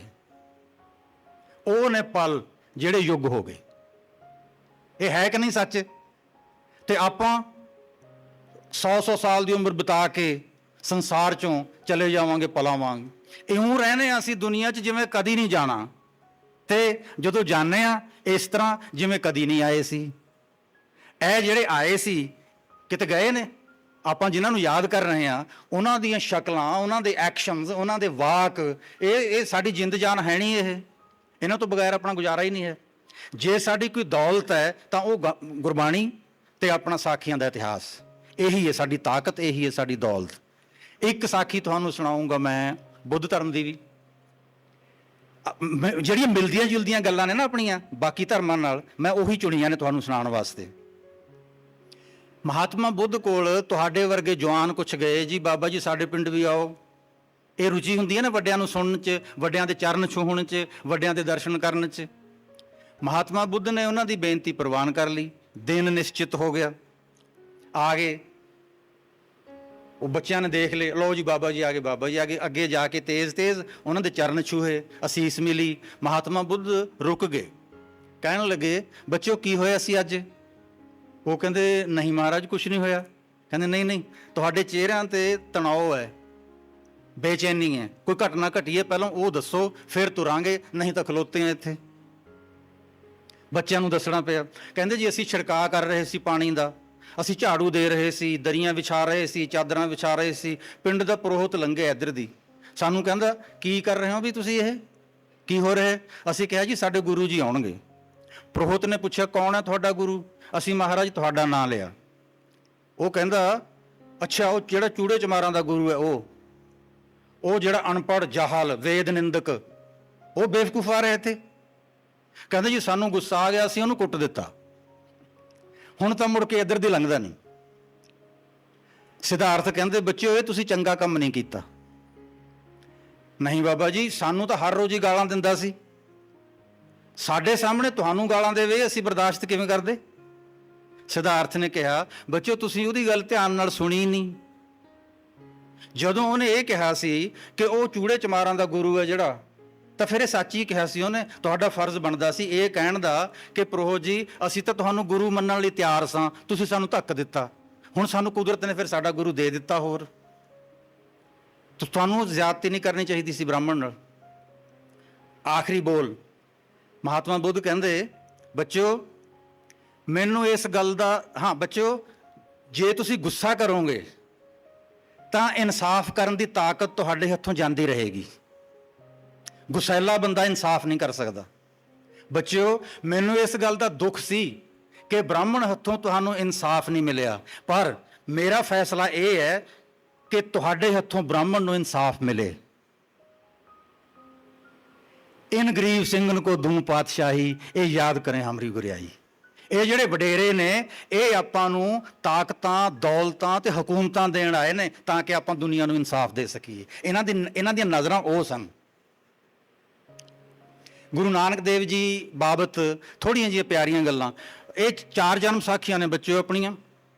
ਪੁਰਾਤਨ ਜਨਮ ਸਾਖੀ, ਭਾਈ ਮਿਹਰਬਾਨ ਜੀ ਵਾਲੀ ਜਨਮ ਸਾਖੀ, ਭਾਈ ਬਾਲਾ ਜੀ ਵਾਲੀ ਜਨਮ ਸਾਖੀ, ਭਾਈ ਮਨੀ ਸਿੰਘ ਜੀ ਵਾਲੀ ਜਨਮ ਸਾਖੀ। ਚਾਰੇ ਜਨਮ ਸਾਖੀਆਂ ਦੇ ਵਿੱਚ ਘਟਨਾਵਾਂ ਦੇ ਵਿੱਚ ਬਹੁਤਾ ਫਰਕ ਨਹੀਂ, ਵਰਣਨ ਕਰਨ ਦੇ ਸਟਾਈਲ 'ਚ ਫਰਕ ਹੈ। 4 ਜਨਮ ਸਾਖੀਆਂ ਤੋਂ ਵੱਧ, ਸਭ ਤੋਂ ਵੱਧ ਰੌਚਕ ਭਾਈ ਬਾਲਾ ਜੀ ਵਾਲੀ ਜਨਮ ਸਾਖੀ ਹੈ। ਦੇਖੋ ਸਾਖੀਆਂ ਸਿੱਖਾਂ ਵੱਲੋਂ ਉਤਾਰੇ ਹੁੰਦੇ ਰਹੇ, ਲਿਖੀਆਂ ਜਾਂਦੀਆਂ ਰਹੀਆਂ, ਮਿਲਾਵਟਾਂ ਪੈਂਦੀਆਂ ਰਹੀਆਂ, ਇਹ ਸਾਰਾ ਕੁਝ ਹੋਇਆ ਕਿਉਂਕਿ ਆਪਾਂ ਆਪਣੀ ਪੂਰੀ ਤਾਕਤ ਗੁਰੂ ਗ੍ਰੰਥ ਸਾਹਿਬ ਦੀ ਬਾਣੀ ਦੇ ਵਿੱਚ ਵਿਗਾੜ ਨਾ ਪਏ, ਕੁਛ ਮਿਲਾਵਟ ਨਾ ਹੋਏ, ਇਹ ਆਪਾਂ ਤਾਕਤ ਲਾ ਦਿੱਤੀ ਸੀ ਤੇ ਆਪਾਂ ਕਾਮਯਾਬ ਹੋਏ ਹਾਂ। ਲੇਕਿਨ ਬਾਕੀ ਸਾਰਾ ਸਾਹਿਤ ਹੈ ਜਿਹੜਾ ਉਹਦੇ ਵੱਲ ਆਪਾਂ ਉਨੀ ਤਵੱਜੋ ਦਿੱਤੀ ਨਹੀਂ, ਇਸ ਕਰਕੇ ਆਪਾਂ ਨੂੰ ਜਨਮ ਸਾਖੀਆਂ ਦੇ ਵਿੱਚ ਵਖਰੇਵੇਂ ਮਿਲੀ ਜਾਂਦੇ ਨੇ। ਲੇਕਿਨ ਉਹ ਐਡੇ ਵੱਡੇ ਵਖਰੇਵੇਂ ਨਹੀਂ ਹਨ ਕਿ ਆਪਾਂ ਇਹਦੇ ਵਿੱਚੋਂ ਕੁਝ ਖਜ਼ਾਨੇ ਲੱਭ ਨਾ ਸਕੀਏ। ਇੱਕ ਸਾਖੀ ਤੁਸੀਂ ਸੁਣੀ ਹੋਈ ਹੈ ਜਿਹੜੀ ਖਰਾ ਸੌਦਾ ਕਿਹਾ ਜਾਂਦਾ, ਜਿਹਨੂੰ ਸੱਚਾ ਸੌਦਾ। ਸਾਖੀਆਂ 'ਚ ਖਰਾ ਲਿਖਿਆ, ਖਰਾ ਮੈਨੇ ਸ਼ੁੱਧ, ਖਰਾ ਮੈਨੇ ਜਿਹਦੇ 'ਚ ਖੋਟ ਨਾ ਹੋਵੇ। ਹੁਣ ਮੈਂ ਤੁਹਾਨੂੰ ਸਾਖੀ ਨਹੀਂ ਸੁਣਾਣੀ, ਸਾਖੀ ਤੁਸੀਂ ਸਾਰਿਆਂ ਨੇ ਸੁਣੀ ਹੈ ਤੇ ਤੁਹਾਨੂੰ ਜ਼ੁਬਾਨੀ ਯਾਦ ਹੈ। ਸਾਖੀ ਦੇ ਪਿੱਛੋਂ ਵਰਤਾਰਾ ਕੀ ਹੋਇਆ ਤੁਹਾਨੂੰ ਸਿਰਫ ਉਹਦਾ ਜਲਵਾ ਦਿਖਾਣਾ ਹੈ। ਰਾਏ ਬੁਲਾਰ ਖਾਨ ਸਾਹਿਬ ਨੂੰ ਪਤਾ ਲੱਗਿਆ ਇਸ ਗੱਲ ਦਾ ਵੀ ਬਾਬੇ ਨਾਲ ਜ਼ਿਆਦਤੀ ਹੋ ਗਈ। ਜਦੋਂ ਪਿਤਾ ਘਰ ਆਏ, ਉਹਨਾਂ ਨੂੰ ਘਰ ਆਉਣ ਤੋਂ ਪਹਿਲਾਂ ਪਤਾ ਲੱਗਿਆ ਸੀ ਕਿ 20 ਰੁਪਏ ਜ਼ਾਇਆ ਕਰ ਦਿੱਤੇ। ਪੁੱਛਿਆ ਵੀ ਨਾਨਕ ਹੈ ਕਿੱਥੇ? ਖਬਰ ਮਿਲੀ ਕਿ ਛੱਪੜ ਦੇ ਕਿਨਾਰੇ ਬੈਠਾ ਰੱਬ ਦਾ ਨਾਮ ਲੈ ਰਿਹਾ। ਪਿਤਾ ਤੇਜ਼ੀ ਨਾਲ ਘਰੋਂ ਬਾਹਰ ਨਿਕਲਿਆ। ਬੇਬੇ ਨਾਨਕੀ ਪਿੱਛੇ ਪਿੱਛੇ ਤੇਜ਼ੀ ਨਾਲ ਗੁਸੈਲੇ ਪਿਤਾ ਦੇ ਪਿੱਛੇ ਤੁਰੀ।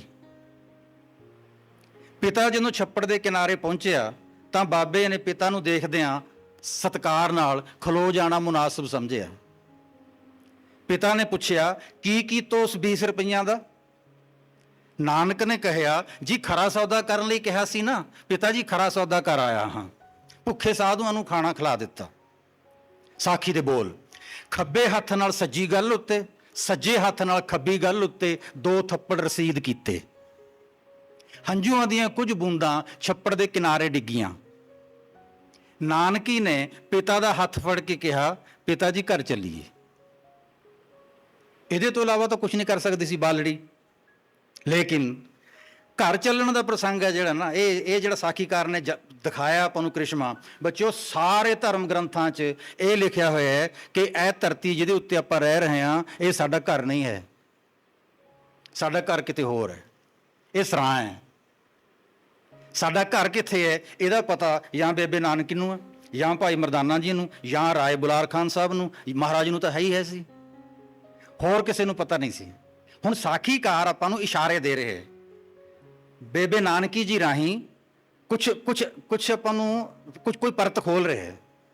ਅਗਲੀ ਗੱਲ, ਰਾਏ ਬੁਲਾਰ ਖਾਨ ਸਾਹਿਬ, ਰਾਏ ਬੁਲਾਰ ਨੂੰ ਪਤਾ ਲੱਗਿਆ, ਨੌਕਰ ਭੇਜਿਆ ਮਹਿਤਾ ਜੀ ਨੂੰ ਬੁਲਾ ਕੇ ਹਵੇਲੀ ਲਿਆਓ।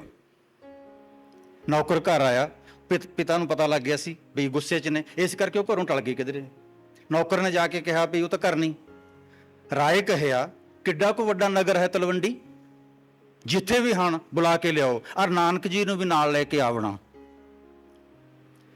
ਦੋਵੇਂ ਪਿਓ ਪੁੱਤ ਹਵੇਲੀ ਜਾ ਪਹੁੰਚੇ। ਰਾਏ ਬੁਲਾਰ ਖਾਨ ਸਾਹਿਬ ਨੇ ਮਹਾਰਾਜ ਨੂੰ ਆਪਣੀ ਗਲਵੱਕੜੀ 'ਚ ਲੈ ਲਿਆ।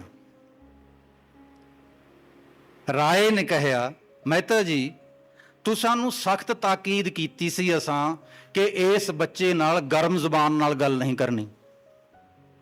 ਅੱਜ ਤਾਂ ਤੁਸੀਂ ਵਧੀਕੀ ਕੀਤੀ ਹੈ, ਅੱਜ ਤਾਂ ਤੁਸੀਂ ਖਰੀ ਜ਼ਿਆਦਤੀ ਕੀਤੀ ਹੈ। ਪਿਤਾ ਨੇ ਕਿਹਾ ਜੀ ਕੀ ਕਰਾਂ, ਸਕੂਲ ਭੇਜਿਆ ਸੀ ਪੜਨ ਨਹੀਂ ਜਾਣਦਾ, ਪਸ਼ੂ ਚਾਰਨ ਲਾਇਆ ਪਸ਼ੂਆਂ ਵਿੱਚ ਧਿਆਨ ਨਹੀਂ, ਸੋਚਿਆ ਹੋਰ ਕਾਸੇ ਲਈ ਯੋਗ ਨਹੀਂ ਤਾਂ ਹੱਟੀ ਖੁਲਵਾ ਦਿੰਦਾ, 20 ਰੁਪਏ ਦਿੱਤੇ ਜ਼ਾਇਆ ਕਰ ਆਇਆ। ਰਾਏ ਨੇ ਨੌਕਰ ਨੂੰ ਕਿਹਾ ਜਾਓ ਅੰਦਰ ਬੇਗਮ ਸਾਹਿਬਾ ਤੋਂ 20 ਰੁਪਏ ਲੈ ਕੇ ਆਓ, ਅਸੀਂ ਮਹਿਤਾ ਜੀ ਦਾ ਘਾਟਾ ਪੂਰਾ ਕਰਦੇ ਹਾਂ। ਨੌਕਰ 20 ਰੁਪਏ ਲੈ ਆਇਆ। ਕਹਿੰਦੇ ਲਓ ਜੀ ਮਹਿਤਾ ਜੀ ਤੁਹਾਡਾ ਘਾਟਾ ਪੂਰਾ ਕੀਤਾ।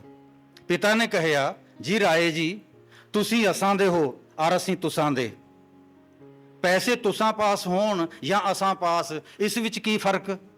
ਰਾਏ ਨੇ ਕਿਹਾ ਜੇ ਇਸ ਵਿੱਚ ਕੋਈ ਫਰਕ ਨਹੀਂ ਫਿਰ ਜ਼ੁਲਮ ਕਾਸ ਲਈ ਕੀਤਾ ਸਹੀ ਫਰਿਸ਼ਤੇ ਉੱਪਰ।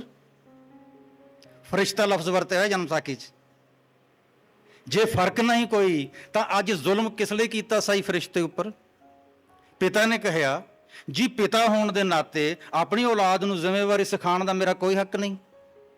ਅੱਜ 20 ਰੁਪਈਆਂ ਦਾ ਨੁਕਸਾਨ ਕੀਤਾ ਹੈ, ਕੱਲ ਨੂੰ ਵਡੇਰਾ ਨੁਕਸਾਨ ਕਰੇਗਾ। ਰਾਏ ਨੇ ਕਿਹਾ ਮਹਿਤਾ ਜੀ ਜੋ ਤੂੰ ਸਾਨੂੰ ਨਹੀਂ ਦਿਸਦਾ ਔਰ ਸਾਨੂੰ ਸਾਫ਼ ਨਜ਼ਰ ਆਉਂਦਾ ਹੈ, ਕੁੱਲ ਦੁਨੀਆ ਦੀ ਦੌਲਤ ਦਾ ਦਰਿਆ ਇਸ ਬਾਲਕ ਦੇ ਨਿੱਕੇ ਨਿੱਕੇ ਹੱਥਾਂ ਰਾਹੀਂ ਵਗਦਾ ਆਮਦਾ ਸਾਫ਼ ਦਿਖਾਈ ਦਿੰਦਾ। ਫਿਰ ਰਿਪੀਟ ਕਰਦਾ ਮਹਿਤਾ ਜੀ ਜੋ ਤੂੰ ਸਾਨੂੰ ਦਿਖਾਈ ਨਹੀਂ ਦਿੰਦਾ ਔਰ ਸਾਨੂੰ ਸਾਫ਼ ਨਜ਼ਰ ਆਉਂਦਾ ਹੈ, ਕੁੱਲ ਦੁਨੀਆ ਦੀ ਦੌਲਤ ਦਾ ਦਰਿਆ ਇਸ ਬੱਚੇ ਦੇ ਨਿੱਕੇ ਨਿੱਕੇ ਹੱਥਾਂ ਰਾਹੀਂ ਵਗਦਾ ਆਮਦਾ ਸਾਫ਼ ਦਿਖਾਈ ਦਿੰਦਾ। ਤੁਸੀਂ ਤਹਿਰਾਨ ਜਾਓ ਕਦੀ, ਤਹਿਰਾਨ ਸ਼ਾਨਦਾਰ ਗੁਰਦੁਆਰਾ ਹੈ, ਮਹਾਰਾਜ ਦੇ ਚਰਨ ਪਏ ਹੋਏ ਨੇ ਗੁਰੂ ਨਾਨਕ ਦੇਵ ਜੀ ਦੇ, 3 ਮੰਜ਼ਲਾ। ਉੱਥੇ ਲਾਗੇ ਹੀ ਮੈਟਰੋ ਸਟੇਸ਼ਨ ਰੇਲ ਗੱਡੀ ਦਾ। ਮੈਟਰੋ ਸਟੇਸ਼ਨ ਤੇ ਗੁਰਦੁਆਰਾ ਸਾਹਿਬ ਨੂੰ ਜਾਣ ਵਾਲੀ ਸੜਕ ਦੇ ਉੱਤੇ ਬਹੁਤ ਸੋਹਣਾ ਦਰਵਾਜ਼ਾ ਬਣਿਆ ਹੈ, ਡਾਟ ਹੈ। ਮੈਨੂੰ ਫਾਰਸੀ ਨਹੀਂ ਪੜ੍ਹਨੀ ਆਉਂਦੀ, ਮੈਨੂੰ ਮੇਰੇ ਨਾਲ ਦੇ ਪ੍ਰੋਫੈਸਰਾਂ ਨੇ ਪੜ੍ਹ ਕੇ ਸੁਣਾਈ। ਦਰਵਾਜ਼ੇ ਦਾ ਨਾਂ ਰੱਖਿਆ ਹੋਇਆ ਹੈ ਦਰਵਾਜ਼ਾ ਦੌਲਤ। ਜਿਨ੍ਹਾਂ ਕੋਲ ਧਨ ਦੌਲਤ ਹੈ ਨਹੀਂ, ਜਿਨ੍ਹਾਂ ਨੂੰ ਤਲਾਸ਼ ਹੈ ਸ਼ੋਹਰਤ ਦੀ ਤਾਕਤ ਦੀ, ਉਹ ਇਸ ਦਰਵਾਜ਼ੇ ਥਾਣੀ ਲੰਘ ਕੇ ਗੁਰੂ ਨਾਨਕ ਸਾਹਿਬ ਦੇ ਦਰਬਾਰ 'ਚ ਜਾਣ, ਮੱਥਾ ਟੇਕਣ, ਇਹ ਸਾਰਾ ਕੁਝ ਨਸੀਬ ਹੋ ਜਾਣਾ। ਦੁਨੀਆ 'ਚ ਵਿਦਿਆਰਥੀਓ ਸਭ ਤੋਂ ਅਮੀਰ ਉਹ ਹੈ ਜਿਹਨੇ ਪੈਸੇ ਨੂੰ ਪਿਆਰ ਨਹੀਂ ਕੀਤਾ। ਸਾਡਾ ਪਿਤਾ ਪੈਸਿਆਂ ਨੂੰ ਪਿਆਰ ਕਰਨ ਵਾਲਾ ਹੈ ਨਹੀਂ ਸੀ। ਜਿਹਦੇ ਕੋਲ ਹੁਣ ਦੇਖੋ ਤੁਸੀਂ ਕਿਵੇਂ ਸਮਝਿਆ ਲੋਕਾਂ ਨੇ। ਭਾਈ ਲਕਸ਼ਵੀਰ ਸਿੰਘ ਫਾਰਸੀ ਦੇ ਸ਼ਾਇਰ ਸਨ। ਉਹਨਾਂ ਨੇ ਜਪਜੀ ਸਾਹਿਬ ਦਾ ਤਰਜਮਾ ਫਾਰਸੀ ਦੀ ਨਜ਼ਮ 'ਚ ਕੀਤਾ, ਕਵਿਤਾ 'ਚ। ਉਹਦਾ ਨਾਂ ਰੱਖਿਆ ਹੈ, ਗ੍ਰੰਥ ਦਾ ਮੈਂ ਉਹ ਗੁਰਮੁਖੀ 'ਚ ਕਰ ਦਿੱਤਾ ਹੁਣ। ਗ੍ਰੰਥ ਦਾ ਨਾਂ ਹੈ ਮੁਨਾਜਾਤ ਬਾਮਦਾਦੀ। ਮੁਨਾਜਾਤ ਬਾਮਦਾਦੀ ਦਾ ਕੀ ਅਰਥ? ਅੰਮ੍ਰਿਤ ਵੇਲੇ ਦੀ ਅਜ਼ਾਨ, ਅੰਮ੍ਰਿਤ ਵੇਲੇ ਦੀ ਨਮਾਜ਼, ਅੰਮ੍ਰਿਤ ਵੇਲੇ ਰੱਬ ਦੀ ਬੰਦਗੀ। ਇਹ ਉਸ ਕਿਤਾਬ ਦਾ ਟਾਈਟਲ ਹੈ। ਉਹਨਾਂ ਤੋਂ ਮਿਲਣਾ ਸੀ, ਕੁਝ ਗੱਲਾਂ ਸੁਣਨੀਆਂ ਸਨ, ਫਿਰ ਰਿਕਾਰਡ ਕਰਨੀਆਂ ਸਨ। ਗੱਲਾਂ ਕਰਦੇ ਕਰਦੇ ਉਹ ਯਾਨੀ ਇਹਨਾਂ ਵਡੇਰਿਆਂ ਬਾਰੇ ਜੇ ਗੱਲ ਕਰਨੀ ਹੋਵੇ ਤਾਂ ਇਸ ਤਰੀਕੇ ਦੀ ਆਪਾਂ ਸਿੱਖਣਾ ਹੈ ਹੋਰਾਂ ਤੋਂ, ਆਪਣੇ ਤੋਂ ਜਿਹੜੇ ਸਿਆਣੇ ਨੇ। ਗੱਲਾਂ ਕਰਦੇ ਕਰਦੇ ਕਹਿੰਦੇ ਪੰਨੂ ਸਾਹਿਬ ਇਹ ਦੱਸੋ ਮੈਨੂੰ ਵੀ ਉੱਥੇ ਸੁਲਤਾਨਪੁਰ ਦੇ ਮੋਦੀ ਖਾਨੇ 'ਚ ਜਿਣਸਾਂ ਤੋਲਦਿਆਂ 20 ਤੋਂ ਬਾਅਦ ਗਿਣਤੀ ਭੁੱਲ ਗਈ ਸੀ ਮਹਾਰਾਜ ਨੂੰ। ਗਿਣਤੀ ਨਹੀਂ ਸੀ ਆਉਂਦੀ ਉਹਨਾਂ ਨੂੰ। ਅਸੀਂ ਚੁੱਪ ਕਰਕੇ ਸੁਣਦੇ ਰਹੇ, ਮੈਂ ਤੇ ਤਾਰਿਕ ਕਿਫਾਇਤੁੱਲਾ ਸਾਹਿਬ। ਕਹਿੰਦੇ ਉਹ ਹੁਣ ਵਾਕ ਸੁਣੋ, ਉਹ ਜਿਹੜਾ ਲੱਖ ਆਕਾਸ਼ ਤੇ ਲੱਖ ਪਤਾਲ ਦਾ ਮਾਲਕ ਸੀ, ਉਹ 20 ਤੋਂ ਅੱਗੇ ਲਿਖਣਾ ਨਹੀਂ ਜਾਣਦਾ ਸੀ, ਬੋਲਣਾ ਨਹੀਂ ਜਾਣਦਾ ਸੀ। ਪਤਾਲਾ ਪਤਾਲ ਲੱਖ ਆਕਾਸ਼ ਆਕਾਸ਼। ਉਹ ਜਿਹੜਾ ਲੱਖ ਆਕਾਸ਼ ਤੇ ਲੱਖ ਪਤਾਲ ਦਾ ਮਾਲਕ ਸੀ, 20 ਤੋਂ ਅੱਗੇ ਗਿਣਤੀ ਨਹੀਂ ਸੀ ਆਉਂਦੀ। ਗਿਣਤੀਆਂ ਚੋਂ ਬਾਹਰ ਨਿਕਲਣਾ ਸੀ, ਇਹ ਇੱਕ ਬਹਾਨਾ ਬਣਾ ਦਿੱਤਾ। ਉਹ ਗਿਣਤੀਆਂ ਮਿਣਤੀਆਂ 'ਚ ਆਉਣ ਵਾਲਾ ਹੈ ਨਹੀਂ ਸੀ। ਇਹ ਗੱਲ ਸੁਣੀ ਭਾਈ ਲਕਸ਼ਵੀਰ ਸਿੰਘ ਜੀ ਤੋਂ। ਜਨਮ ਸਾਖੀ ਦਾ ਪਾਠ ਕਰਨ ਲੱਗਿਆ, ਫੇਰ ਉਹਦੇ ਵਿੱਚੋਂ ਇੱਕ ਹੋਰ ਗੱਲ ਲੱਭੀ। ਰੇਗਿਸਤਾਨ ਵਿੱਚੋਂ ਦੀ ਜਾ ਰਹੇ ਨੇ, ਲੰਮੇ ਪੰਧ। ਭਾਈ ਮਰਦਾਨਾ ਜੀ ਪੁੱਛਦੇ ਨੇ, ਜੀ ਬਾਬਾ ਜੀ ਕਿੰਨੇ ਹਜ਼ਾਰ ਕੋਸ ਦੂਰ ਆ ਗਏ ਹੋਵਾਂਗੇ ਤਲਵੰਡੀਓਂ ਆਪਾਂ? ਬਾਬੇ ਕਹਿਆ, ਭਾਈ ਜੀ ਗਿਣਤੀਆਂ ਨਹੀਂ ਕਰਨੀਆਂ। ਦਿਨ ਬੀਤੇ, ਹਫ਼ਤੇ ਬੀਤੇ, ਮਹੀਨੇ, ਸਾਲ ਬੀਤੇ। ਇੱਕ ਦਿਨ ਭਾਈ ਮਰਦਾਨਾ ਜੀ ਪੁੱਛਣ ਲੱਗੇ, ਜੀ ਬਾਬਾ ਜੀ ਕਿੰਨੇ ਬਰਸ ਬੀਤ ਗਏ ਹੋਣਗੇ ਆਪਾਂ ਨੂੰ ਤਲਵੰਡੀਓਂ ਆਇਆ? ਬਾਬੇ ਕਹਿਆ, ਭਾਈ ਜੀ ਗਿਣਤੀਆਂ ਨਹੀਂ ਕਰਨੀਆਂ। ਨਾ ਸਪੇਸ 'ਚ ਗਿਣਤੀ ਕਰਨੀ ਹੈ, ਨਾ ਟਾਈਮ 'ਚ ਗਿਣਤੀ ਕਰਨੀ ਹੈ। ਉਹ ਟਾਈਮ ਤੋਂ ਤੇ ਟਾਈਮ ਤੇ ਸਪੇਸ ਦੋ ਬ੍ਰੈਕਟ ਨੇ, ਜਿਹਦੇ ਵਿੱਚ ਆਪਾਂ ਤਾਂ ਵੱਜੇ ਹੋਏ ਆ ਸਾਰੇ ਜਣੇ, ਮਹਾਰਾਜ ਉਹਦੇ ਤੋਂ ਪਾਰ ਹੋਏ ਨੇ। ਕਿਹੋ ਜਿਹੀਆਂ ਗੱਲਾਂ ਹੁੰਦੀਆਂ ਨੇ ਜਨਮ ਸਾਖੀਆਂ 'ਚ। ਦੇਖੋ, ਰਾਜਸਥਾਨ ਵਿੱਚੋਂ ਦੀ ਲੰਘ ਰਹੇ ਨੇ। ਸਾਖੀਕਾਰ ਲਿਖਦਾ, ਹੇਠਾਂ ਰੇਤ ਉੱਪਰ ਤਾਰੇ, ਹੋਰ ਕਿਛ ਨਹੀਂ ਸੀ। ਚਲੋ ਚਾਲ ਚਲੋ ਚਾਲ, ਉੱਪਰ ਤਾਰੇ ਹੇਠਾਂ ਰੇਤ, ਹੋਰ ਕਿਛ ਨਹੀਂ ਸੀ। ਭਾਈ ਮਰਦਾਨੇ ਕਹਿਆ, ਬਾਬਾ ਦੇਸ ਦਾ ਕੋਈ ਦਰਖਤ ਵੀ ਮਿਲੈ, ਹਉ ਤਿਸ ਦਾ ਗਲ ਲੱਗ ਕੇ ਰੋਵਾਂ। ਬਾਬੇ ਕਹਿਆ, ਭਾਈ ਕਰਤਾਰ ਦਾ ਨਾਮ ਲੈ। ਚਲੇ ਚਾਲ ਚਲੋ ਚਾਲ ਤੁਰ ਰਹੇ ਨੇ। ਇੱਕ ਦਿਨ ਭਾਈ ਮਰਦਾਨੇ ਕਹਿਆ, ਜੀ ਬਾਬਾ ਜੀ ਕਿਹਨਾਂ ਉਜਾੜਾਂ ਵਿੱਚ ਮਾਰਿਆ ਹੈ, ਗੋਰੋਂ ਖੱਫਣੋਂ ਵੀ ਗਏ। ਗੌਰ ਮੈਨੇ ਕਬਰ, ਨਾ ਕਬਰ ਪੁੱਟੇਗਾ ਆਪਣੇ ਲਈ ਕੋਈ, ਨਾ ਕੋਈ ਖੱਫਣ ਦੇਵੇਗਾ, ਉਜਾੜ ਹੈ ਇੱਥੇ। ਬਾਬੇ ਕਹਿਆ, ਕਰਤਾਰ ਦਾ ਨਾਂ ਲੈ ਭਾਈ, ਕਰਤਾਰ ਕਰਤਾਰ ਆਖ। ਜਾ ਰਹੇ ਨੇ ਭਾਈ। ਹੁਣ ਸੁਣੋ, ਭਾਈ ਮਰਦਾਨੇ ਕਹਿਆ, ਜੀ ਬਾਬਾ ਜੀ ਦੇਸ ਦਾ ਕੋਈ ਕੁੱਤਾ ਵੀ ਮਿਲੇ, ਹਉ ਤਿਸ ਦਾ ਗਲ ਲੱਗ ਕੇ ਰੋਵਾਂ। ਬਾਬੇ ਕਹਿਆ, ਭਾਈ ਇਹਨਾਂ ਉਜਾੜਾਂ, ਬੀਆਬਾਨਾਂ, ਮਾਰੂ ਥਲਾਂ ਵਿੱਚ ਇਸੇ ਕਰਕੇ ਆਏ ਹਾਂ, ਨਾ ਕੋਈ ਕੁੱਤਾ ਲੱਗਾ ਨਾ ਭੌਂਕੈ। ਕੁੱਤਪਣਾ ਤਾਂ ਛੱਡ ਕੇ ਆਏ ਆਪਾਂ ਪਿੱਛੇ, ਉਹ ਫਿਰ ਤੂੰ ਯਾਦ ਕਰੀ ਜਾਂਦਾ। ਰੇਗਿਸਤਾਨ ਖਤਮ ਹੋਇਆ ਜੀ, ਆਬਾਦੀ ਆਈ। ਪਿੰਡ ਦੇ ਬਾਹਰ ਖੂਹ, ਔਰਤਾਂ ਪਾਣੀ ਭਰ ਰਹੀਆਂ ਨੇ, ਕੱਪੜੇ ਧੋ ਰਹੀਆਂ ਨੇ, ਬੱਚਿਆਂ ਨੂੰ ਇਸ਼ਨਾਨ ਕਰਾ ਰਹੀਆਂ ਨੇ, ਹੱਥ ਮੂੰਹ ਪੈਰ ਧੋਏ, ਪਾਣੀ ਪੀਤਾ। ਭਾਈ ਮਰਦਾਨਾ ਜੀ ਉਹਨਾਂ ਦੀਆਂ ਗੱਲਾਂ ਸੁਣ ਰਹੇ ਨੇ, ਬੱਚਿਆਂ ਦੀਆਂ, ਔਰਤਾਂ ਦੀਆਂ। ਸਮਝ ਨਹੀਂ ਆ ਰਹੀ ਬੋਲੀ। ਭਾਈ ਮਰਦਾਨੇ ਕਹਿਆ, ਜੀ ਬਾਬਾ ਜੀ ਕੌਣ ਦੇਸ ਆਏ ਗਿਆ ਹੈ? ਇਹਨਾਂ ਦੀ ਬੋਲੀ ਨਾ ਅਸਾਂ ਨੂੰ ਸਮਝ, ਅਸਾਂ ਦੀ ਬੋਲੀ ਨਾ ਇਹਨਾਂ ਨੂੰ ਪਤਾ, ਕੀ ਕਰਾਂਗੇ ਇੱਥੇ? ਕੌਣ ਦੇਸ ਆ ਗਿਆ ਹੈ ਬਾਬਾ? ਬਾਬੇ ਕਹਿਆ, ਭਾਈ ਇਹ ਸੌਰਾਸ਼ਟਰ ਦੇਸ ਆਏ ਗਿਆ ਹੈ। ਸੋਰਠ ਰਾਗ ਇਸੇ ਦੇਸ ਦਾ ਰਾਗ ਹੋਇਆ। ਸੋਰਠ ਗਾ, ਤੁਸਾਂ ਦੀ ਬੋਲੀ ਭਲੀ ਸਮਝ ਆਏਗੀ। ਸੌਰਾਸ਼ਟਰ ਦਾ ਰਾਗ ਹੈ ਸੋਰਠ। ਮੈਂ ਇਹ ਸਾਖੀ ਪੜ੍ਹੀ, ਇਹ ਬੋਲ ਪੜ੍ਹੇ, ਭਾਈ ਕਾਹਨ ਸਿੰਘ ਨਾਭਾ ਦਾ ਮਹਾਨ ਕੋਸ਼ ਚੁੱਕਿਆ। ਤੁਸੀਂ ਵੀ ਕਰਨਾ ਇਹ ਕੰਮ। ਮਹਾਨ ਕੋਸ਼ ਚੋਂ ਸੋਰਠ ਦੀ ਐਂਟਰੀ ਕੱਢ ਲਿਓ, ਉੱਥੇ ਤੁਹਾਨੂੰ ਲਿਖਿਆ ਦਿਸੇਗਾ ਸੌਰਾਸ਼ਟਰ ਦਾ ਰਾਗ। ਵਿਦਿਆਰਥੀਓ, ਆਪਾਂ ਨੂੰ ਇਸ ਗੱਲ ਦਾ ਤਾਂ ਪਤਾ ਲੱਗ ਜਾਂਦਾ ਵੀ ਪੜ੍ਹਨਾ ਲਿਖਣਾ ਮਹਾਰਾਜ ਨੇ ਸਿੱਖਿਆ ਸੀ ਪੰਡਤ ਤੋਂ ਤੇ ਮੌਲਵੀ ਤੋਂ, ਲੇਕਿਨ ਰਾਗ ਵਿਦਿਆ ਕਿੱਥੋਂ ਸਿੱਖੀ ਸੀ ਇਹਦਾ ਆਪਾਂ ਨੂੰ ਕਿਤੇ ਪਤਾ ਨਹੀਂ ਲੱਗਦਾ, ਕਿਤੋਂ ਹਿਸਾਬ ਨਹੀਂ ਆਉਂਦਾ। ਪੜ੍ਹਨ ਲਿਖਣ ਦੀ ਗੱਲ ਵੀ ਇੱਕ ਜ਼ਰੂਰੀ ਕਰਨ ਵਾਲੀ ਹੈ ਤੁਹਾਡੇ ਨਾਲ। ਆਪਾਂ ਨੂੰ ਕੁਝ ਲੋਕਾਂ ਨੇ ਤਾਂ ਇਹ ਦੱਸਿਆ ਜੀ ਕਿ ਉਹ ਤਾਂ ਧੁਰੋਂ ਹੀ ਪੜ੍ਹੇ ਹੋਏ ਆਏ ਸੀ, ਉਹਨਾਂ ਨੇ ਤਾਂ ਪੜ੍ਹਾਈ ਲਿਖਾਈ ਇੱਥੋਂ ਦੀ ਸਿੱਖੀ ਨਹੀਂ ਸੀ। ਮੌਲਵੀ ਕਿਵੇਂ ਸਿਖਾ ਸਕਦਾ ਉਹਨਾਂ ਨੂੰ? ਪੰਡਤ ਉਹਨਾਂ ਨੂੰ ਕਿਵੇਂ ਸਿਖਾ ਸਕਦਾ? ਲੇਕਿਨ ਜਨਮ ਸਾਖੀਆਂ ਦੇ ਵਿੱਚ ਇਹ ਰਿਕਾਰਡਡ ਹੈ ਕਿ ਲਗਭਗ 1 ਮਹੀਨਾ ਪੰਡਤ ਜੀ ਕੋਲ ਪੜ੍ਹਨ ਗਏ ਸੀ। ਦੇਵਨਾਗਰੀ ਦੇ ਅੱਖਰ ਜਿਹੜੇ ਕਿ ਸੰਸਕ੍ਰਿਤ ਦੇ ਵੀ ਉਹੀ ਅੱਖਰ ਨੇ, ਪੜ੍ਹਨੇ ਲਿਖਣੇ ਸਿੱਖ ਲਏ। ਜਦੋਂ ਪੜ੍ਹਨੀ ਲਿਖਣੀ ਸਿੱਖ ਲਈ ਦੇਵਨਾਗਰੀ, ਤਾਂ ਫਿਰ ਕਹਿਣ ਲੱਗੇ ਕਿ ਬਸ ਅਸੀਂ ਹੋਰ ਨਹੀਂ ਅੱਗੋਂ ਪੜ੍ਹਨਾ। ਪਿਤਾ ਨੇ ਫਿਰ ਮੌਲਵੀ ਕੋਲ ਮਸਜਿਦ 'ਚ ਭੇਜੇ। ਜਿਵੇਂ ਅੱਜ ਆਪਣੇ ਲਈ ਗੁਰਮੁਖੀ ਸਿੱਖਣੀ ਤੇ ਅੰਗਰੇਜ਼ੀ ਸਿੱਖਣੀ ਜ਼ਰੂਰੀ ਹੈ, ਹਿੰਦੀ ਸਿੱਖਣੀ ਜ਼ਰੂਰੀ ਹੈ, ਕਿਉਂਕਿ ਨੌਕਰੀ ਲਈ, ਅਫਸਰੀ ਲਈ ਸਾਨੂੰ ਇਹ ਜ਼ਬਾਨਾਂ ਅੱਜ ਸਿੱਖਣੀਆਂ ਪੈਣੀਆਂ ਨੇ। ਉਦੋਂ ਜਿਹਨੇ ਨੌਕਰੀ ਕਰਨੀ ਸੀ ਉਹਦੇ ਵਾਸਤੇ ਦੇਵਨਾਗਰੀ ਤੇ ਫਾਰਸੀ ਸਟੇਟ ਦੀ ਲੈਂਗੁਏਜ ਸੀ, ਉਦੋਂ ਉਹ ਸਿੱਖਣੀਆਂ ਜ਼ਰੂਰੀ ਸੀ। ਇਹ ਦੁਨੀਆਦਾਰੀ ਦੇ ਪੱਖੋਂ ਯਕੀਨਨ ਪਿਤਾ ਜੀ ਬਹੁਤ ਸਿਆਣੇ ਸਨ। ਤਾਂ ਮੌਲਵੀ ਕੋਲ ਅਰਬੀ, ਫਾਰਸੀ ਪੜ੍ਹਨੀ ਲਿਖਣੀ ਤੇ ਸਮਝਣੀ ਸਿੱਖੀ। ਜਦੋਂ ਪੜ੍ਹਨੀ ਲਿਖਣੀ ਸਮਝਣੀ ਸਿੱਖ ਲਈ, ਉਹ ਤੋਂ ਬਾਅਦ ਕਹਿਣ ਲੱਗੇ ਅਸੀਂ ਹੋਰ ਨਹੀਂ ਅੱਗੇ ਪੜ੍ਹਨਾ। ਹੁਣ ਬੱਚਿਓ, ਜਨਮ ਸਾਖੀ ਦੇ ਵਿੱਚ ਇਹ ਬਿਰਤਾਂਤ ਹੈ ਕਿ ਬੱਚਿਆਂ ਦੇ ਮਾਪੇ ਮੌਲਵੀ ਕੋਲ ਮਸਜਿਦ 'ਚ ਆਉਂਦੇ ਇਹ ਪੁੱਛਣ ਵਾਸਤੇ ਕਿ ਸਾਡੇ ਬੱਚੇ ਪੜ੍ਹਨ 'ਚ ਕਿਵੇਂ ਨੇ। ਮਾਪਿਆਂ ਦੀ ਰੁਚੀ ਹੁੰਦੀ ਹੈ ਬੱਚਿਆਂ ਬਾਰੇ ਫਿਕਰ ਕਰਨ ਦੀ।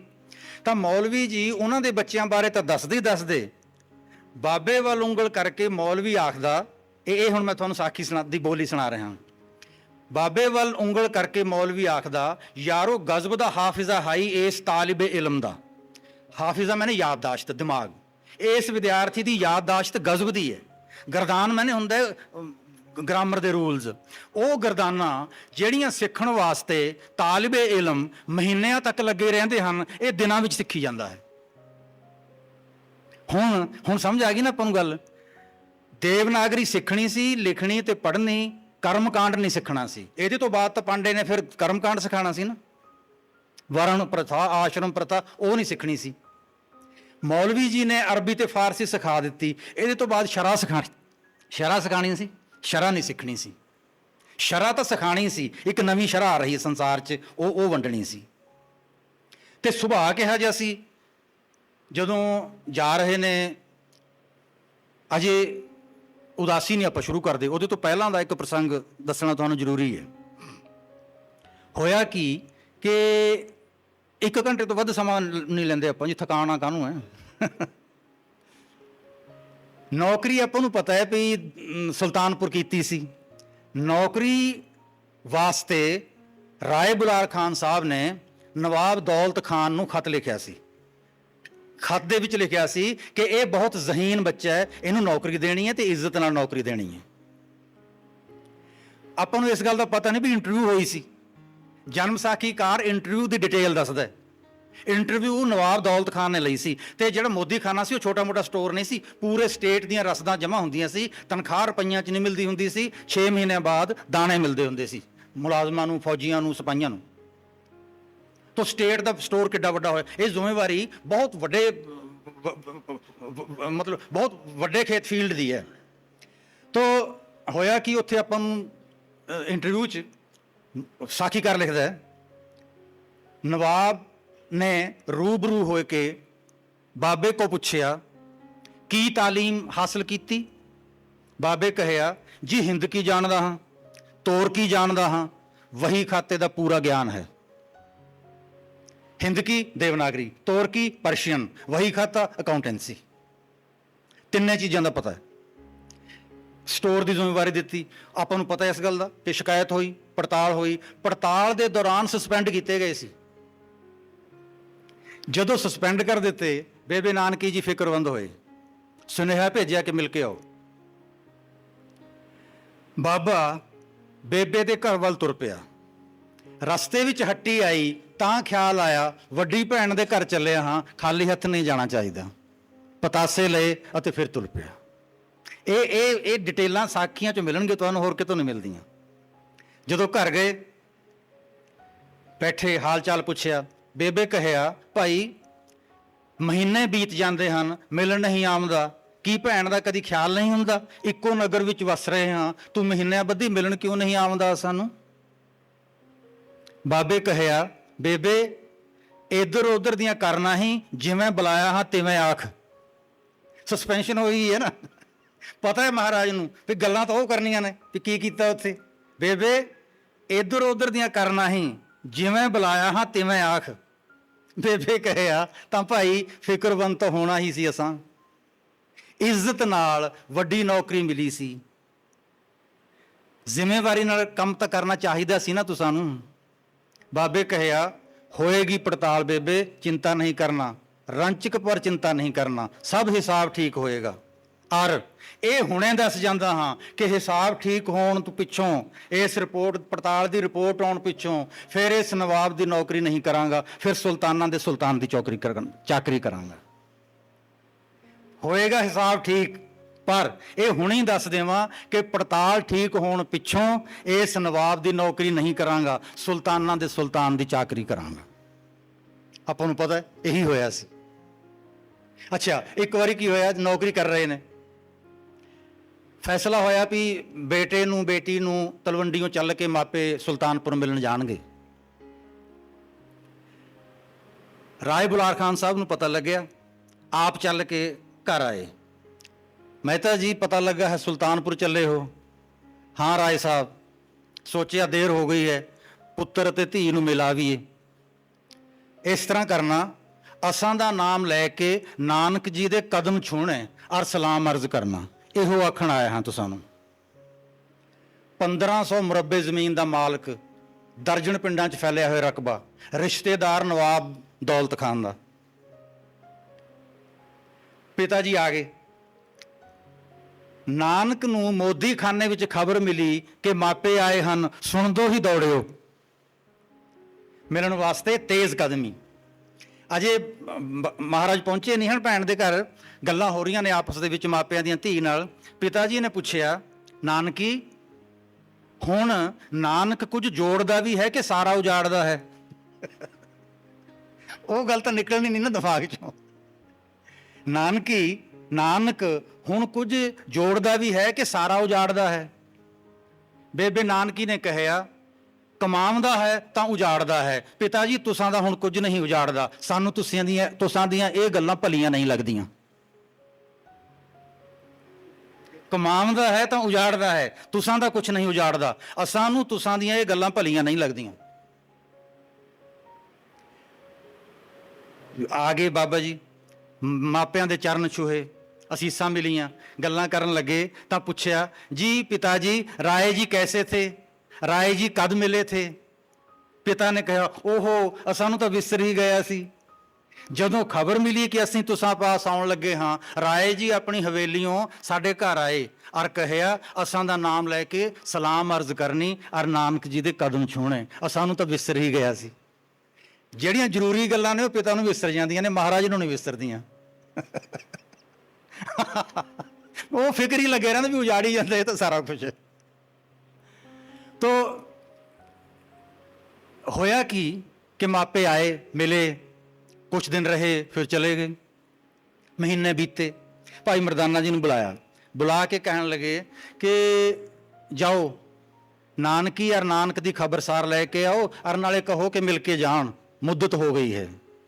ਭਾਈ ਮਰਦਾਨਾ ਜੀ ਚਲੇ ਗਏ, ਬਾਬੇ ਨੂੰ ਮਿਲੇ, ਦੁਆ ਸਲਾਮ ਹੋਈ, ਖਾਣਾ ਖਾਧਾ, ਫੇਰ ਸੁਨੇਹਾ ਦਿੱਤਾ, ਜੀ ਮਾਪੇ ਯਾਦ ਕਰਦੇ ਹਨ ਤੁਸਾਂ ਨੂੰ, ਪਰਿਵਾਰ ਯਾਦ ਕਰਦਾ ਹੈ, ਪਰਿਵਾਰ ਨੂੰ ਮਿਲਣ ਜਾਣਾ ਪਏਗਾ। ਬਾਬੇ ਕਹਿਆ, ਭਲਾ ਆਖਿਆ ਹੈ ਭਾਈ ਮਰਦਾਨਿਆ, ਭਲਾ ਆਖਿਆ ਹੀ, ਅਸਾਂ ਦਾ ਪਰਿਵਾਰ ਬਹੁਤ ਵੱਡਾ ਹੈ ਔਰ ਅਸਾਂ ਨੂੰ ਬਹੁਤ ਯਾਦ ਕਰਦਾ ਹੈ। ਸਾਰਾ ਸੰਸਾਰ ਆਪਣਾ ਪਰਿਵਾਰ ਹੈ, ਮਿਲਣ ਚੱਲਾਂਗੇ ਔਰ ਤੁਸਾਂ ਨੂੰ ਨਾਲ ਜਾਣਾ ਪਵੇਗਾ। ਬੁਲਾਣ ਆਏ ਸੀ, ਫਸ ਗਏ। ਬਾਬੇ ਭਾਈ ਮਰਦਾਨੇ ਨੇ ਕਹਿਆ, ਨਾ ਬਾਬਾ ਅਸਾਂ ਤੋਂ ਨਹੀਂ ਜਾਇਆ ਜਾਂਦਾ, ਤੁਸਾਂ ਜਿੱਥੇ ਜਾਣਾ ਹੈ ਸੋ ਤੁਸਾਂ ਨੂੰ ਮੁਬਾਰਕ। ਬਾਬੇ ਕਹਿਆ, ਤਾਂ ਵੀ ਕੁਛ ਦਿਨ ਰਹੋ। ਰਹਿਣੀ ਸੀ। ਇੱਕ ਦਿਨ ਬਾਬੇ ਕਹਿਆ, ਭਾਈ ਜੀ ਆਪਾਂ ਕੋਈ ਸਾਜ਼ ਨਾ ਖਰੀਦੀਏ? ਭਾਈ ਮਰਦਾਨੇ ਨੇ ਕਹਿਆ, ਜੀ ਜੋ ਹੁਕਮ। ਕਿਹੜਾ ਸਾਜ਼ ਖਰੀਦੀਏ? ਬਾਬੇ ਕਹਿਆ, ਬਾਕੀ ਸਾਜ਼ ਤਾਂ ਦੁਨੀਆਦਾਰਾਂ ਦੇ ਸਾਜ਼ ਹੋਏ, ਰਬਾਬ ਗੁਰਮੁਖੀ ਸਾਜ਼ ਹੋਇਆ, ਰਬਾਬ ਖਰੀਦੀਏ। ਭਾਈ ਮਰਦਾਨੇ ਨੇ ਕਹਿਆ, ਜੀ ਠੀਕ ਹੈ, ਰਬਾਬ ਖਰੀਦ ਲੈਂਦੇ ਹਾਂ। ਬਾਬੇ ਕਹਿਆ, ਤਾਂ ਜਾਓ ਫਿਰ ਅੱਛੀ ਰਬਾਬ ਢੂੰਡ ਕੇ ਲਿਆਓ। ਭਾਈ ਮਰਦਾਨੇ ਨੇ ਕਹਿਆ, ਅਰਜੀ ਪੈਸੇ? ਬਾਬੇ ਕਹਿਆ, ਪੈਸੇ ਤਾਂ ਹਨ ਨਹੀਂ ਅਸਾਂ ਪਾਸ। ਭਾਈ ਮਰਦਾਨੇ ਨੇ ਕਹਿਆ, ਉਧਾਰ ਆਪਾਂ ਨੂੰ ਕੋਈ ਨਹੀਂ ਦੇਉਂਦਾ, ਆਪਣੀ ਰੈਪੂਟੇਸ਼ਨ ਹਲੇ ਬਣੀ ਨਹੀਂ। ਪੈਸੇ ਦਿਓ ਬਾਬਾ ਜੀ ਤਾਂ ਰਬਾਬ ਵੀ ਲਿਆਵਾਂ, ਅਸਾਂ ਨੂੰ ਉਧਾਰ ਕੋਈ ਨਹੀਂ ਦੇਉਂਦਾ।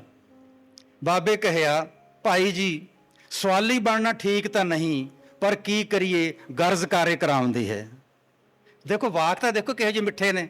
ਭਾਈ ਜੀ ਸਵਾਲੀ ਬਣਨਾ ਖਰਾ ਤਾਂ ਨਹੀਂ, ਪਰ ਕੀ ਕਰੀਏ, ਗਰਜ਼ ਕਾਰੇ ਕਰਾਉਂਦੀ ਹੈ। ਬੇਬੇ ਨਾਨਕੀ ਅਸਾਂ ਦੀ ਇੱਛਾ ਪੂਰੀ ਕਰੇਗੀ। ਬੇਬੇ ਨਾਨਕੀ ਜੀ ਪਾਸ ਜਾਓ ਔਰ ਉਹਨਾਂ ਤੋਂ ਪੈਸੇ ਮਿਲਣਗੇ। ਭਾਈ ਮਰਦਾਨਾ ਜੀ ਚਲੇ ਗਏ, ਮੱਥਾ ਟੇਕਿਆ, ਬੇਨਤੀ ਕੀਤੀ, ਪੈਸੇ ਦਿਓ। ਜਿੰਨੇ ਚਾਂਦੀ ਦੇ ਰੁਪਈਏ ਹੱਥ 'ਚ ਆਏ ਉਹ ਭਾਈ ਮਰਦਾਨਾ ਜੀ ਦੀ ਝੋਲੀ 'ਚ ਪਾ ਦਿੱਤੇ ਅਤੇ ਕਿਹਾ, ਸਾਖੀ ਦੇ ਬੋਲ ਨੇ ਇਹ, ਕਿਹਾ, ਭਾਈ ਜੀ ਇੱਕ ਕਿਉਂ, ਤੁਸਾਂ ਤੋਂ 100 ਰਬਾਬਾਂ ਵਾਰਾਂ, ਸਰਫਾ ਨਹੀਂ ਕਰਨਾ, ਜੇ ਹੋਰ ਲੋੜ ਪਵੇ ਤਾਂ ਹੋਰ ਆ ਕੇ ਲੈ ਜਾਣੇ। ਭਾਈ ਮਰਦਾਨਾ ਜੀ ਕਈ ਦਿਨ ਇੱਧਰ ਉੱਧਰ ਫਿਰਦੇ ਰਹੇ, ਪਸੰਦ ਦੀ ਰਬਾਬ ਨਹੀਂ ਕਿਤੋਂ ਮਿਲੀ। ਬਾਬਾ ਜੀ ਤੁਸਾਂ ਦੀ ਆਵਾਜ਼ ਨਾਲ ਮੇਲ ਖਾਂਦੀ ਰਬਾਬ ਕਿਤੋਂ ਮਿਲੀ ਨਹੀਂ, ਸਾਨੂੰ ਪਸੰਦ ਨਹੀਂ ਆਈ। ਬਾਬੇ ਕਹਿਆ, ਤਾਂ ਠੀਕ ਹੈ ਭਾਈ, ਇਉਂ ਕਰ, ਜੱਟਾਂ ਦਾ ਇੱਕ ਪਿੰਡ ਹੈ, ਤਿਸ ਦਾ ਨਾਂ ਹੈ ਸਾਦਕਪੁਰ, ਨਾ ਤਿਸ ਦਾ ਨਾਂ ਹੈ ਆਸ਼ਿਕਪੁਰ।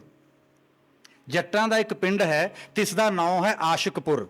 ਉੱਥੇ ਫਿਰੰਦਾ ਨਾਂ ਦਾ ਇੱਕ ਸਾਜ਼ਿੰਦਾ ਹੈ, ਹਿੰਦੂ ਹੈ, ਫੇਰੂ ਵੀ ਆਖਦੇ ਹਨ। ਉਸ ਪਾਸੋਂ ਰਬਾਬ ਮਿਲੇਗੀ ਅਰ ਜੇ ਨਾ ਦੇਵੇ ਫਿਰ ਅਸਾਂ ਦਾ ਨਾਮ ਲੈ ਕੇ ਅਰਜ਼ ਗੁਜ਼ਾਰਨੀ। ਭਾਈ ਮਰਦਾਨਾ ਜੀ ਆਸ਼ਕਪੁਰ ਪਿੰਡ ਪੁੱਛ ਪਛਾ ਕੇ ਪਹੁੰਚ ਗਏ। ਭਾਈ ਫਿਰੰਦੇ ਦਾ ਘਰ ਪੁੱਛਿਆ। ਭਾਈ ਫਿਰੰਦਾ ਜੀ ਘਰ 'ਚ ਸਨ। ਦੁਆ ਸਲਾਮ ਹੋਈ। ਹਾਂ ਦੱਸੋ ਕਿਵੇਂ ਆਏ? ਦੱਸਿਆ ਜੀ ਰਬਾਬ ਦਿਓ। ਭਾਈ ਫਿਰੰਦੇ ਕਹਿਆ ਹਾਂ ਰਬਾਬ, ਪਰ ਦੇਰ ਲੱਗੇਗੀ ਅੱਛੀ ਰਬਾਬ ਵਾਸਤੇ, ਕਈ ਮਹੀਨੇ ਲੱਗ ਸਕਦੇ ਹਨ, ਹਾਲੇ ਅੱਛੀ ਰਬਾਬ ਨਹੀਂ ਹੈ ਅਸਾਂ ਪਾਸ। ਕੰਧ ਉੱਤੇ ਕਿੱਲੀ ਨਾਲ ਲਟਕਦੀ ਇੱਕ ਰਬਾਬ ਦੇਖ ਕੇ ਭਾਈ ਮਰਦਾਨੇ ਕਹਿਆ ਉਹ ਪਈ ਤਾਂ ਹੈ ਇੱਕ ਕਿੱਲੀ ਉੱਤੇ ਟੰਗੀ। ਭਾਈ ਫਿਰੰਦੇ ਕਹਿਆ ਸੋ ਤੁਸਾਂ ਦੇ ਕੰਮ ਦੀ ਨਹੀਂ। ਭਾਈ ਮਰਦਾਨੇ ਪੁੱਛਿਆ ਜੀ ਕੀ ਨੁਕਸ ਹੈ ਇਸ ਵਿੱਚ? ਭਾਈ ਫਿਰੰਦੇ ਕਹਿਆ ਦੁਨੀਆ ਦਾ ਕਾਮਲ ਫਕੀਰ ਹੈ ਇੱਕ ਗੁਰੂ ਬਾਬਾ ਨਾਨਕ, ਤਿੰਨਾਂ ਦੇ ਚਰਨਾਂ ਦਾ ਨਾਮ ਲੈ ਕੇ ਡਾਢੀ ਮੁਸ਼ੱਕਤ ਨਾਲ ਤਿਆਰ ਕੀਤੀ ਹੈ ਇਹ ਰਬਾਬ, ਕਦੇ ਦੀਦਾਰ ਹੋਣਗੇ ਉਹਨਾਂ ਦੇ ਕਦਮਾਂ ਵਿੱਚ ਰੱਖਾਂਗਾ। ਭਾਈ ਮਰਦਾਨੇ ਨੇ ਅਜੇ ਦੱਸਿਆ ਨਹੀਂ ਕੁਛ। ਕਹਿਣ ਲੱਗੇ ਜੀ ਜੇ ਆਗਿਆ ਹੋਏ ਤਾਂ ਵਜਾ ਕੇ ਦੇਖ ਲਵਾਂ ਇੱਕ ਵਾਰ। ਭਾਈ ਫਿਰੰਦੇ ਕਹਿਆ ਵਜਾਵਣੀ ਤਾਂ ਦਰਕਿਨਾਰ ਛੋਹਣ ਵੀ ਨਹੀਂ ਦਿਆਂਗਾ। ਜਿਨ੍ਹਾਂ ਵਾਸਤੇ ਬਣਾਈ ਹੈ ਤਿੰਨਾਂ ਦੇ ਕਦਮਾਂ ਨੂੰ ਛੂਹੇਗੀ ਪਹਿਲਾਂ ਰਬਾਬ। ਫਿਰ ਭਾਈ ਮਰਦਾਨਾ ਜੀ ਨੇ ਦੱਸਿਆ ਕਿ ਤੁਹਾਡਾ ਸਿਰਨਾਵਾ, ਤੁਹਾਡਾ ਨਾਂ ਮੈਨੂੰ ਮਹਾਰਾਜ ਨੇ ਦਿੱਤਾ। ਭਾਈ ਫਿਰੰਦੇ ਕਹਿਆ ਫਿਰ ਬੈਠੇ ਕਾਸ ਲਈ ਹਾਂ, ਅਸਾਂ ਨੂੰ ਝਬਦੇ ਤਿੰਨਾਂ ਪਾਸ ਲੈ ਚੱਲ। ਝਬਦੇ ਮੈਨੇ ਅੱਖ ਦੇ ਪਲਕਾਰੇ ਜਿੰਨੇ ਸਮੇਂ 'ਚ। ਭਾਈ ਮਰਦਾਨਾ ਜੀ ਨੇ ਉਹਨੇ ਦਿੱਤੀ ਰਬਾਬ, ਆਪਣੇ ਕੋਲ ਰੱਖੀ। ਭਾਈ ਮਰਦਾਨਾ ਜੀ ਤੇ ਭਾਈ ਫਿਰੰਦਾ ਜੀ ਸੁਲਤਾਨਪੁਰ ਆ ਗਏ। ਸੁਲਤਾਨਪੁਰ ਆ ਕੇ ਮਹਾਰਾਜ ਦੇ ਚਰਨਾਂ 'ਚ ਰਬਾਬ ਰੱਖੀ, ਮੱਥਾ ਟੇਕਿਆ। ਬਾਬੇ ਪੁੱਛਿਆ ਹਾਂ ਭਾਈ ਕੀ ਭੇਟਾ ਹੈ ਇਸ ਦੀ, ਕੀ ਰਕਮ ਤਾਰੀਏ? ਫਿਰੰਦੇ ਕਹਿਆ ਜੀ ਦੀਦਾਰ, ਸੋ ਅਦਾ ਹੋਏ ਗਈ ਹੈ, ਵਸੂਲ ਹੋਏ ਗਈ ਹੈ, ਅਸੀਸਾਂ ਮਿਲੀਆਂ।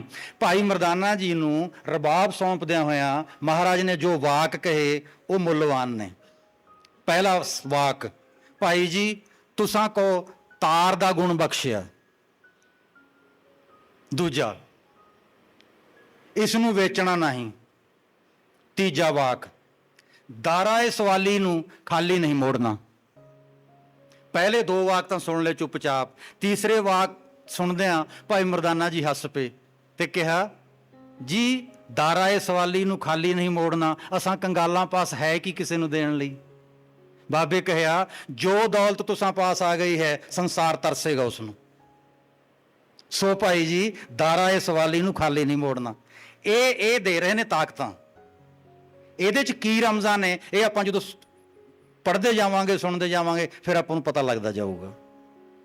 ਲਓ ਜੀ, ਇੱਕ ਦਿਨ ਫਿਰ ਬਾਬੇ ਕਹਿਆ ਕਿ ਭਾਈ ਜੀ ਚਲੋ ਹੁਣ ਬਹੁਤ ਦਿਨ ਹੋ ਗਏ ਹਨ, ਆਪਣੇ ਵੱਡੇ ਪਰਿਵਾਰ ਨੂੰ ਮਿਲ ਕੇ ਆਈਏ।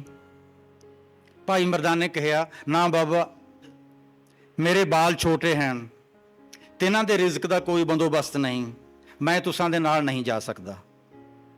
ਬਾਬੇ ਕਹਿਆ ਤਾਂ ਠੀਕ ਹੈ ਭਾਈ, ਤੁਸਾਂ ਨੂੰ ਤਲਵੰਡੀ ਮੁਬਾਰਕ। ਤਲਵੰਡੀ ਵਿੱਚ ਖੁਸ਼ੀਆਂ ਹਨ, ਖੇੜੇ ਹਨ, ਔਰ ਅਸਾਂ ਦੀ ਕਿਸਮਤ ਵਿੱਚ ਲਿਖੀਆਂ ਹਨ ਉਜਾੜਾਂ ਮਾਰੂ ਥਲਾਂ। ਠੀਕ ਹੈ ਤੁਸੀਂ ਤਲਵੰਡੀ ਜਾਓ, ਮਨ ਸੀ ਕਿ ਤੁਸੀਂ ਸਾਡੇ ਨਾਲ ਜਾਂਦੇ, ਪਰ ਜੇ ਸਾਡੇ ਨਸੀਬਾਂ 'ਚ ਨਹੀਂ ਤਾਂ ਕੀ ਕਰੀਏ? ਬੇਬੇ ਨਾਨਕੀ ਜੀ ਨੂੰ ਮਿਲ ਕੇ ਜਾਵਣਾ, ਦੱਸ ਕੇ ਜਾਵਣਾ। ਲਓ ਜੀ, ਇਹ ਫੰਦਾ ਸ਼ੁਰੂ ਹੋ ਗਿਆ ਹੁਣ।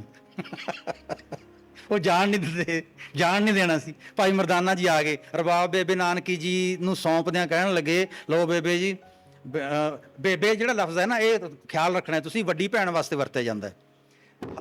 ਹਰਿਆਣੇ 'ਚ ਮੇਰੇ ਨਾਨਕੇ ਨੇ, ਹਰਿਆਣੇ 'ਚ ਮੇਰੇ ਮਾਮੇ ਮੇਰੀ ਬੇਬੇ ਜੀ ਨੂੰ ਬੇਬੇ ਵੀ ਲਫ਼ਜ਼ ਹੈ ਜਿਹੜਾ ਨਾ, ਕਿਉਂਕਿ ਨਾਨਕੇ ਜੰਮਦੇ ਸੀ ਬੱਚੇ, ਮਾਮੇ ਬੇਬੇ ਕਹਿੰਦੇ ਸੀ ਆਪਣੀ ਭੈਣ ਨੂੰ, ਬੱਚੇ ਵੀ ਬੇਬੇ ਕਹਿਣ ਲੱਗ ਜਾਂਦੇ ਸੀ। ਸੋ ਬੇਬੇ ਲਫ਼ਜ਼ ਹੈ ਜਿਹੜਾ ਨਾ, ਇਹਦਾ ਲਿਟਰਲ ਮੀਨਿੰਗ ਹੈ ਜਿਹੜਾ ਉਹ ਬੇਬੇ ਮੈਨੇ ਵੱਡੀ ਭੈਣ। ਤਾਂ ਭਾਈ ਮਰਦਾਨਾ ਜੀ ਨੇ ਦੱਸੀ ਗੱਲ ਵੀ ਬਾਬਾ ਚੱਲਿਆ ਹੁਣ ਪ੍ਰਦੇਸਾਂ ਨੂੰ, ਕਿੰਨਿਆਂ ਸਾਲਾਂ ਬਾਅਦ ਮੁੜੇਗਾ ਪਤਾ ਨਹੀਂ, ਤੇ ਮੈਂ ਤਲਵੰਡੀ ਚੱਲਿਆ, ਇਹ ਰਹੀ ਤੁਹਾਡੀ ਰਬਾਬ। ਬੇਬੇ ਨਾਨਕੀ ਜੀ ਦਾ ਆਪਣੇ ਉੱਪਰ ਕਾਬੂ ਨਹੀਂ ਰਿਹਾ। ਸਾਖੀਕਾਰ ਲਿਖਦਾ ਹੈ ਦੋਵੇਂ ਨੈਣ ਗੰਗਾ ਜਮਨਾ ਹੋ ਗਏ।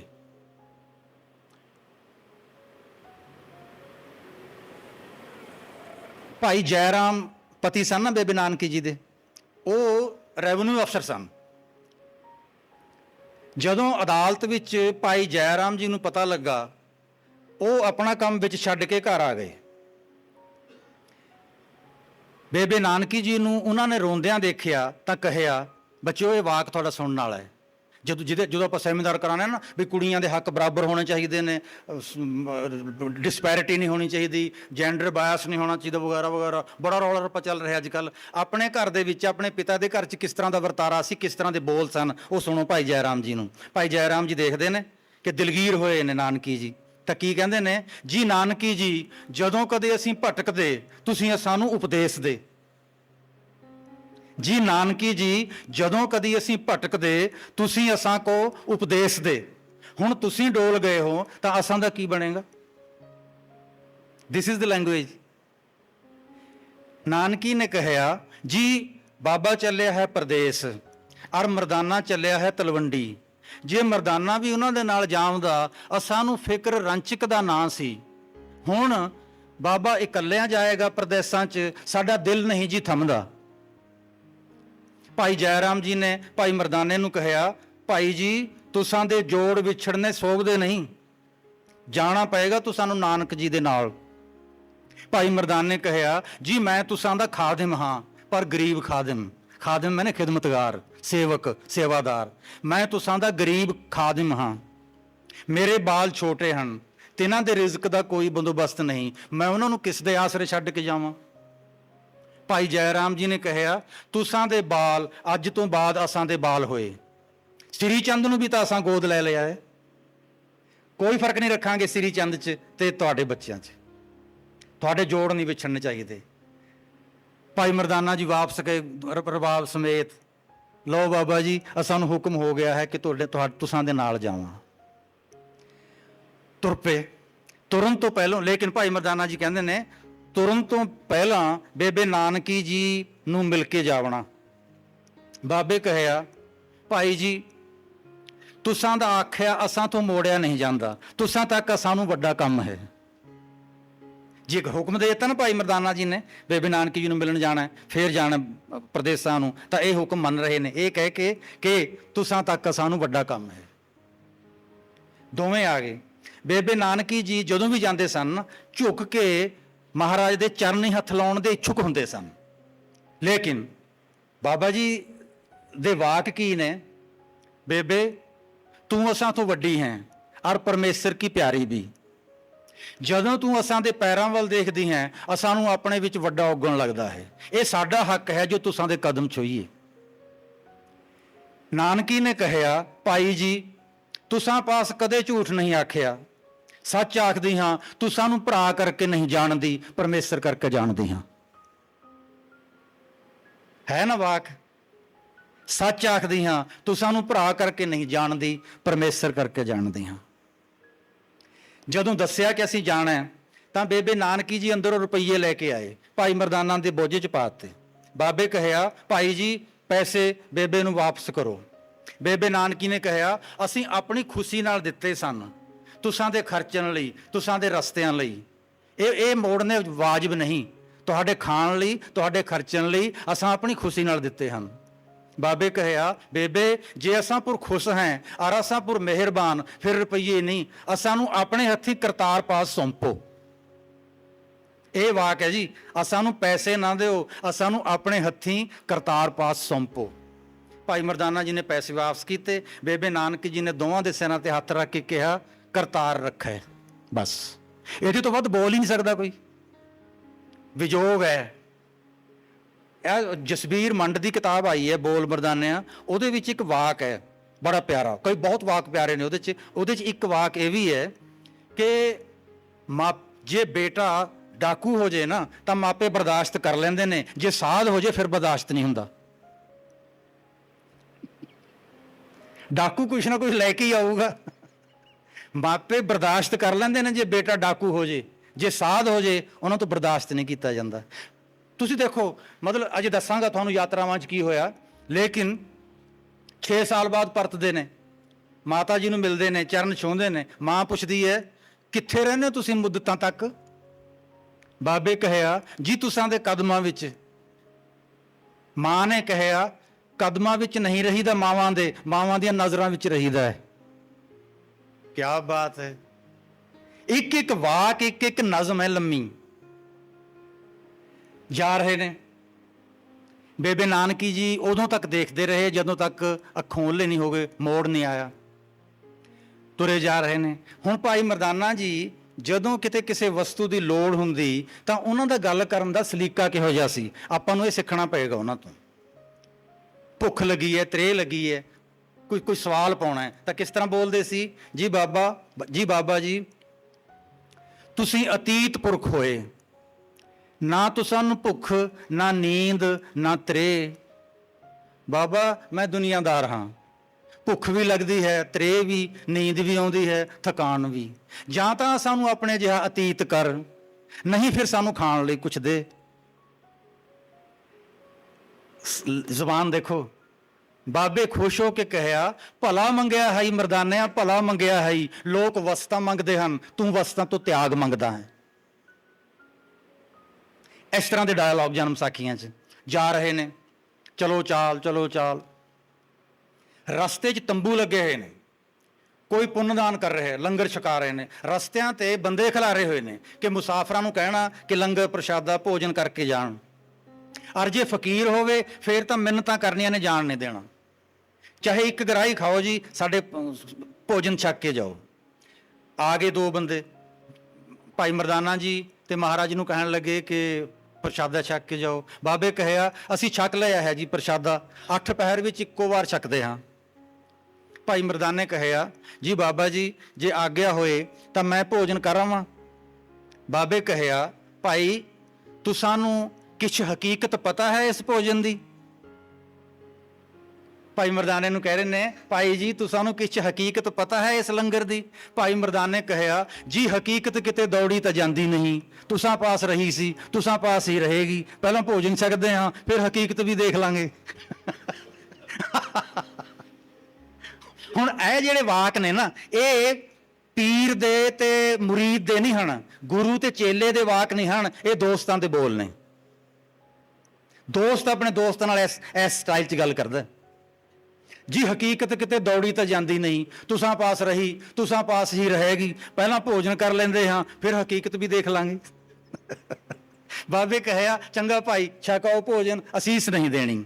ਬਸ ਇੰਨੀ ਕੁ ਗੱਲ ਕਰਕੇ ਭੋਜਨ ਛਕ ਲੈਂਦੇ ਨੇ, ਚਲੇ ਜਾਂਦੇ ਨੇ, ਤੁਰਦੇ ਜਾ ਰਹੇ ਨੇ। ਬੱਚਿਓ ਆਪਾਂ ਹੁਣ ਤੱਕ ਇਹ ਪੜ੍ਹਿਆ ਤੇ ਸੁਣਿਆ ਕਿ ਵਾਹੋ ਵਾਹੋ ਗੋਬਿੰਦ ਸਿੰਘ ਆਪੇ ਗੁਰਚੇਲਾ। ਆਪਾਂ ਦਸਮ ਪਾਤਸ਼ਾਹ ਦੀਆਂ ਵਾਰਾਂ, ਸਾਖੀਆਂ, ਇਤਿਹਾਸ ਇਸ ਤਰ੍ਹਾਂ ਦੇ ਸੁਣੇ ਨੇ ਨਾ। ਲੇਕਿਨ ਇਹ ਸਾਰੀਆਂ ਰਮਜ਼ਾਂ ਆਪਾਂ ਨੂੰ ਸਾਖੀਕਾਰ ਦੱਸ ਦਿੰਦੇ ਗੁਰੂ ਨਾਨਕ ਦੇਵ ਜੀ ਵੱਲੋਂ ਆਈਆਂ। ਭਾਈ ਮਰਦਾਨਾ ਜੀ ਵਿਆਕੁਲ ਹੋ ਗਏ, ਥੱਕ ਗਏ, ਭੁੱਖ ਲੱਗੀ ਹੋਈ ਹੈ, ਇੱਕ ਦਰਖਤ ਹੇਠ ਬੈਠ ਗਏ ਤੇ ਕਹਿ ਰਹੇ ਨੇ ਜੀ ਬਾਬਾ ਜੀ ਹੋਰ ਤੁਰਿਆ ਨਹੀਂ ਜਾਮਦਾ, ਹੁਣ ਖਾਣ ਨੂੰ ਕੁਝ ਮਿਲੇ ਤਾਂ ਤੁਰਾਂ, ਨਹੀਂ ਤਾਂ ਬੈਠਾ ਹਾਂ। ਬਾਬੇ ਕਹਿਆ ਭਾਈ ਕਿਧਰੇ ਆਬਾਦੀ ਆਏਗੀ ਤਾਂ ਖਾਣ ਪੀਣ ਨੂੰ ਕੁਝ ਮਿਲੇਗਾ, ਇੱਥੇ ਉਜਾੜਾਂ ਵਿੱਚ ਕੀ ਮਿਲੇ? ਭਾਈ ਮਰਦਾਨੇ ਨੇ ਕਹਿਆ ਜੀ ਆਤੁਰ ਹੋਏ ਗਿਆ ਹਾਂ, ਤੁਰਿਆ ਨਹੀਂ ਜਾਮਦਾ, ਹੋਰ ਖਾਣ ਨੂੰ ਕੁਝ ਮਿਲੇ ਤਾਂ ਤੁਰਾਂ, ਨਹੀਂ ਤਾਂ ਬੈਠਾ ਹਾਂ। ਬਾਬੇ ਕਹਿਆ ਚੰਗਾ ਤੂੰ ਬੈਠ, ਮੈਂ ਝਪਦੇ ਆਇਆ। ਬਾਬਾ ਜੀ ਕਿਸੇ ਪਾਸੇ ਗਏ, ਕਿੱਥੇ ਗਏ ਪਤਾ ਨਹੀਂ, ਜਨਮ ਸਾਖੀ 'ਚ ਕੁਝ ਨਹੀਂ ਲਿਖਿਆ। ਜਦੋਂ ਆਏ ਉਹਨਾਂ ਦੇ ਹੱਥਾਂ 'ਚ ਖਾਣ ਦੀਆਂ ਕੁਝ ਵਸਤੂਆਂ ਸਨ। ਭਾਈ ਮਰਦਾਨਾ ਜੀ ਨੇ ਆਪਣੇ ਹੱਥ ਖਾਣ ਸਮੱਗਰੀ ਲੈਣ ਲਈ ਅੱਗੇ ਵਧਾਏ। ਸਾਖੀਕਾਰ ਲਿਖਦਾ ਹੈ ਬਾਬਾ ਗੋਡਿਆਂ ਭਾਰ ਬੈਠ ਗਿਆ ਅਰ ਕਹਿਆ ਨਾ ਭਾਈ ਅਸਾਂ ਅੱਗੇ ਹੱਥ ਨਾ ਫੈਲਾ, ਅਸਾਂ ਦੇ ਹੱਥਾਂ ਵਿੱਚੋਂ ਖਾ, ਤੂੰ ਸਾਨੂੰ ਭਲਾ ਲੱਗਦਾ ਹੈ। ਚੇਲਾ ਥੱਕ ਗਿਆ, ਭੁੱਖ ਹੈ। ਆਮ ਪ੍ਰਥਾ ਇਹ ਹੈ ਕਿ ਗੁਰੂ ਬੈਠੇ ਮੱਠ ਤੇ ਚੇਲੇ ਮੰਗ ਕੇ ਲਿਆ ਰਹੇ ਨੇ, ਮੌਜਾਂ ਲੱਗ ਰਹੀਆਂ ਨੇ। ਚੇਲਾ ਬੈਠਾ, ਸਿੱਖ ਬੈਠਾ, ਉਹਦੇ ਵਾਸਤੇ ਮਹਾਰਾਜ ਕਿਤੇ ਆਬਾਦੀ 'ਚ ਜਾਂਦੇ ਨੇ, ਕੁਝ ਖਾਣ ਲਈ ਲੈ ਕੇ ਆਉਂਦੇ ਨੇ। ਖਾਣ ਤੋਂ ਪਿੱਛੋਂ ਭਾਈ ਮਰਦਾਨੇ ਨੇ ਕਹਿਆ ਜੀ ਬਹੁਤ ਸਵਾਦ ਸੀ ਭੋਜਨ। ਬਾਬੇ ਕਹਿਆ ਉੱਥੇ ਤਾਂ ਇਸ ਤੋਂ ਬਹੁਤ ਸਵਾਦਲੇ ਪਕਵਾਨ ਵੀ ਪਏ ਸਨ, ਪਰ ਤੁਸੀਂ ਵਿਆਕੁਲ ਹੋ ਗਏ ਨਾ, ਇਸ ਲਈ ਜੋ ਹੱਥ ਵਿੱਚ ਆਇਆ ਲੈ ਆਇਆ। ਜੇ ਸਬਰ ਕਰਦੇ ਤਾਂ ਹੋਰ ਵੀ ਸਵਾਦੀ ਪਕਵਾਨ ਲੈ ਆਉਂਦਾ। ਹੈ ਨਾ ਬੋਲ ਮਿੱਠੇ। ਲਓ ਜੀ ਹੁਣ ਆਪਾਂ ਅਖੀਰ ਵੱਲ ਵਧੀਏ ਥੋੜਾ ਜਿਹਾ। ਹੁਣ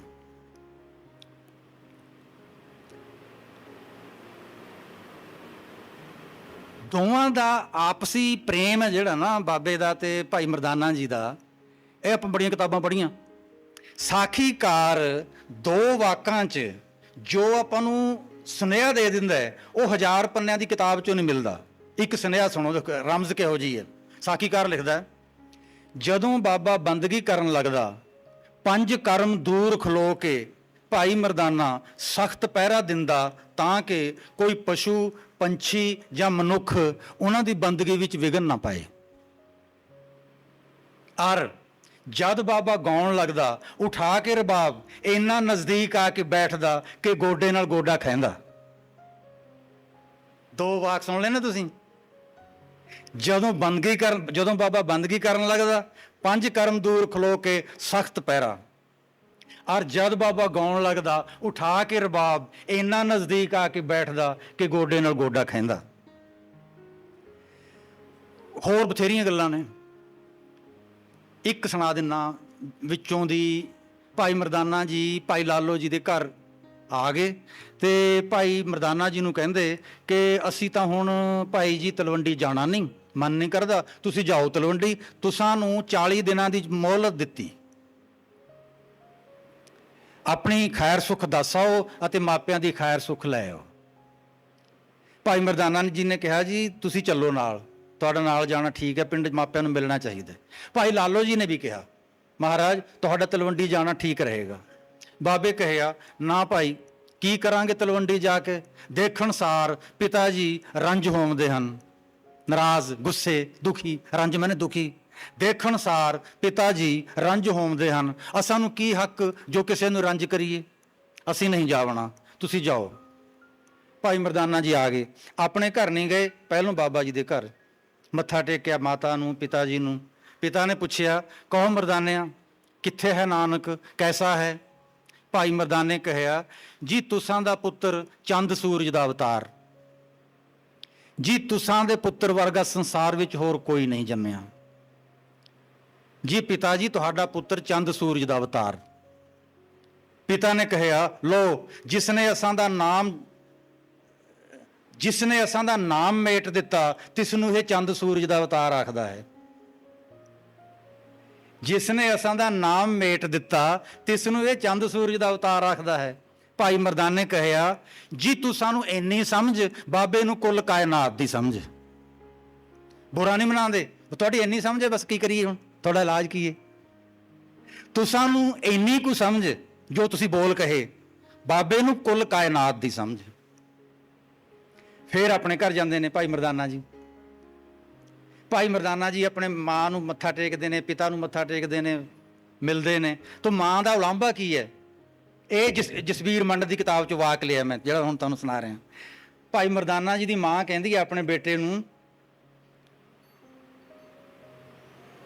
ਬੇਦੀਆਂ ਦਾ ਬੇਟਾ ਗਾਉਣ ਲੱਗ ਗਿਆ ਤਾਂ ਲੋਕ ਉਸ ਨੂੰ ਮਰਾਸੀ ਆਖਣ ਲੱਗ ਗਏ ਹਨ। ਬੇਦੀਆਂ ਦਾ ਬੇਟਾ ਗਾਉਣ ਲੱਗ ਗਿਆ ਹੈ ਤਾਂ ਲੋਕਾਂ ਨੇ ਉਸ ਨੂੰ ਮਰਾਸੀ ਆਖਣਾ ਸ਼ੁਰੂ ਕਰ ਦਿੱਤਾ ਹੈ। ਪਰ ਤੂੰ ਬੇਦੀਆਂ ਦੇ ਮੁੰਡੇ ਨਾਲ ਜੇ ਗਾਉਂਦਾ ਫਿਰੇਂਗਾ ਤੈਨੂੰ ਬੇਦੀ ਕਿਸੇ ਨੇ ਨਹੀਂ ਮੰਨਣਾ।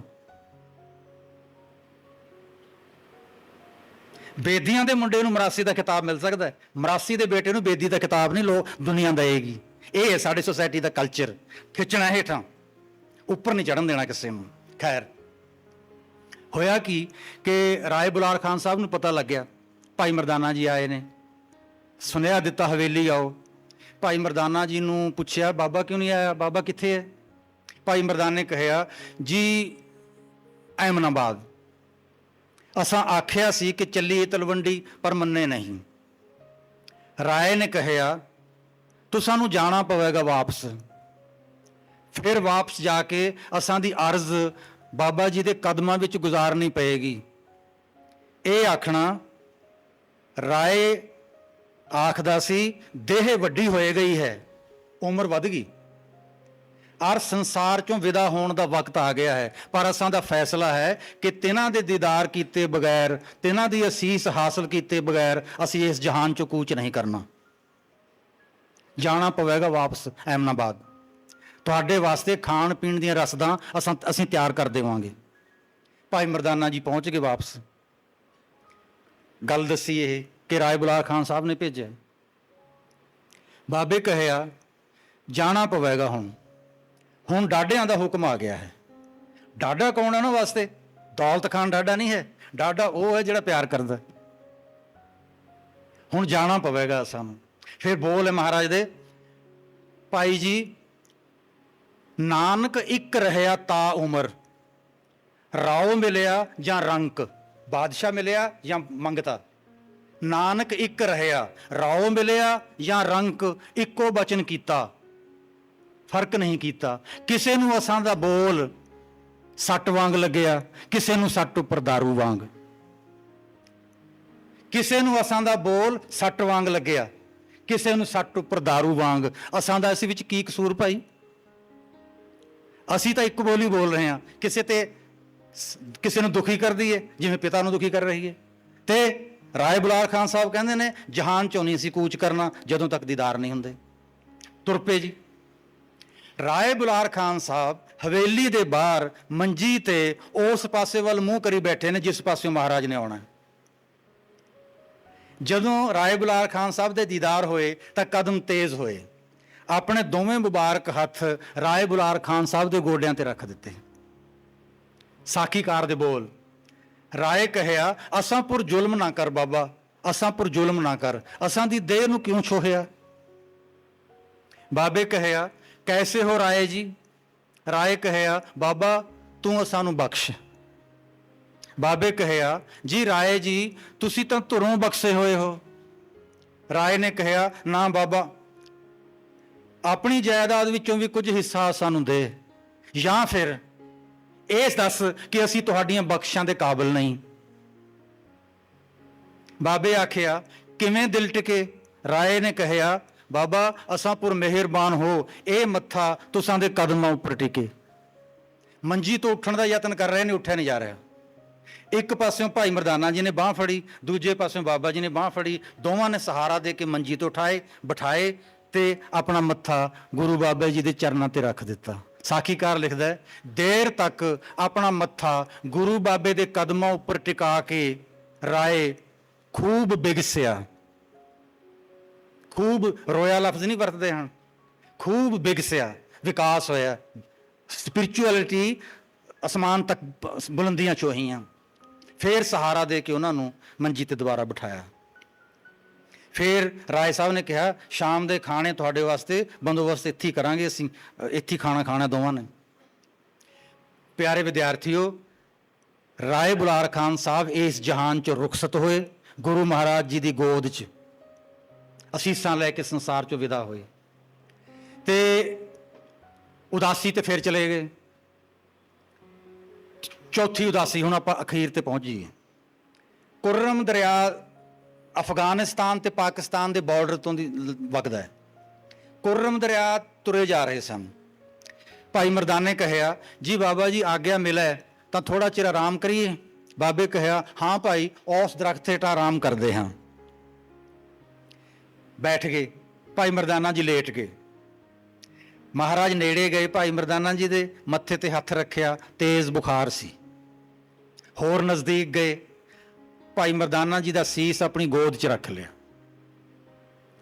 ਮੱਥੇ ਤੇ ਹੱਥ, ਸੀਸ ਗੋਦ 'ਚ। ਬਚਨ ਕੀਤੇ ਭਾਈ ਜੀ ਤੁਸੀਂ ਤਾਂ ਹੁਣ ਅਸਾਂ ਪਾਸੋਂ ਵਿਛੜਨ ਲੱਗੇ ਹੋ, ਕੀ ਤੁਹਾਨੂੰ ਦਫਨ ਕਰੀਏ ਜਾਂ ਅਗਨ ਭੇਟ। ਭਾਈ ਮਰਦਾਨੇ ਕੁਛ ਨਹੀਂ ਕਹਿਆ। ਅਗਲਾ ਬੋਲ, ਭਾਈ ਜੀ ਤੁਸਾਂ ਦੀ ਯਾਦ ਵਿੱਚ ਮਸਜਿਦ ਉਸਾਰ ਦਈਏ।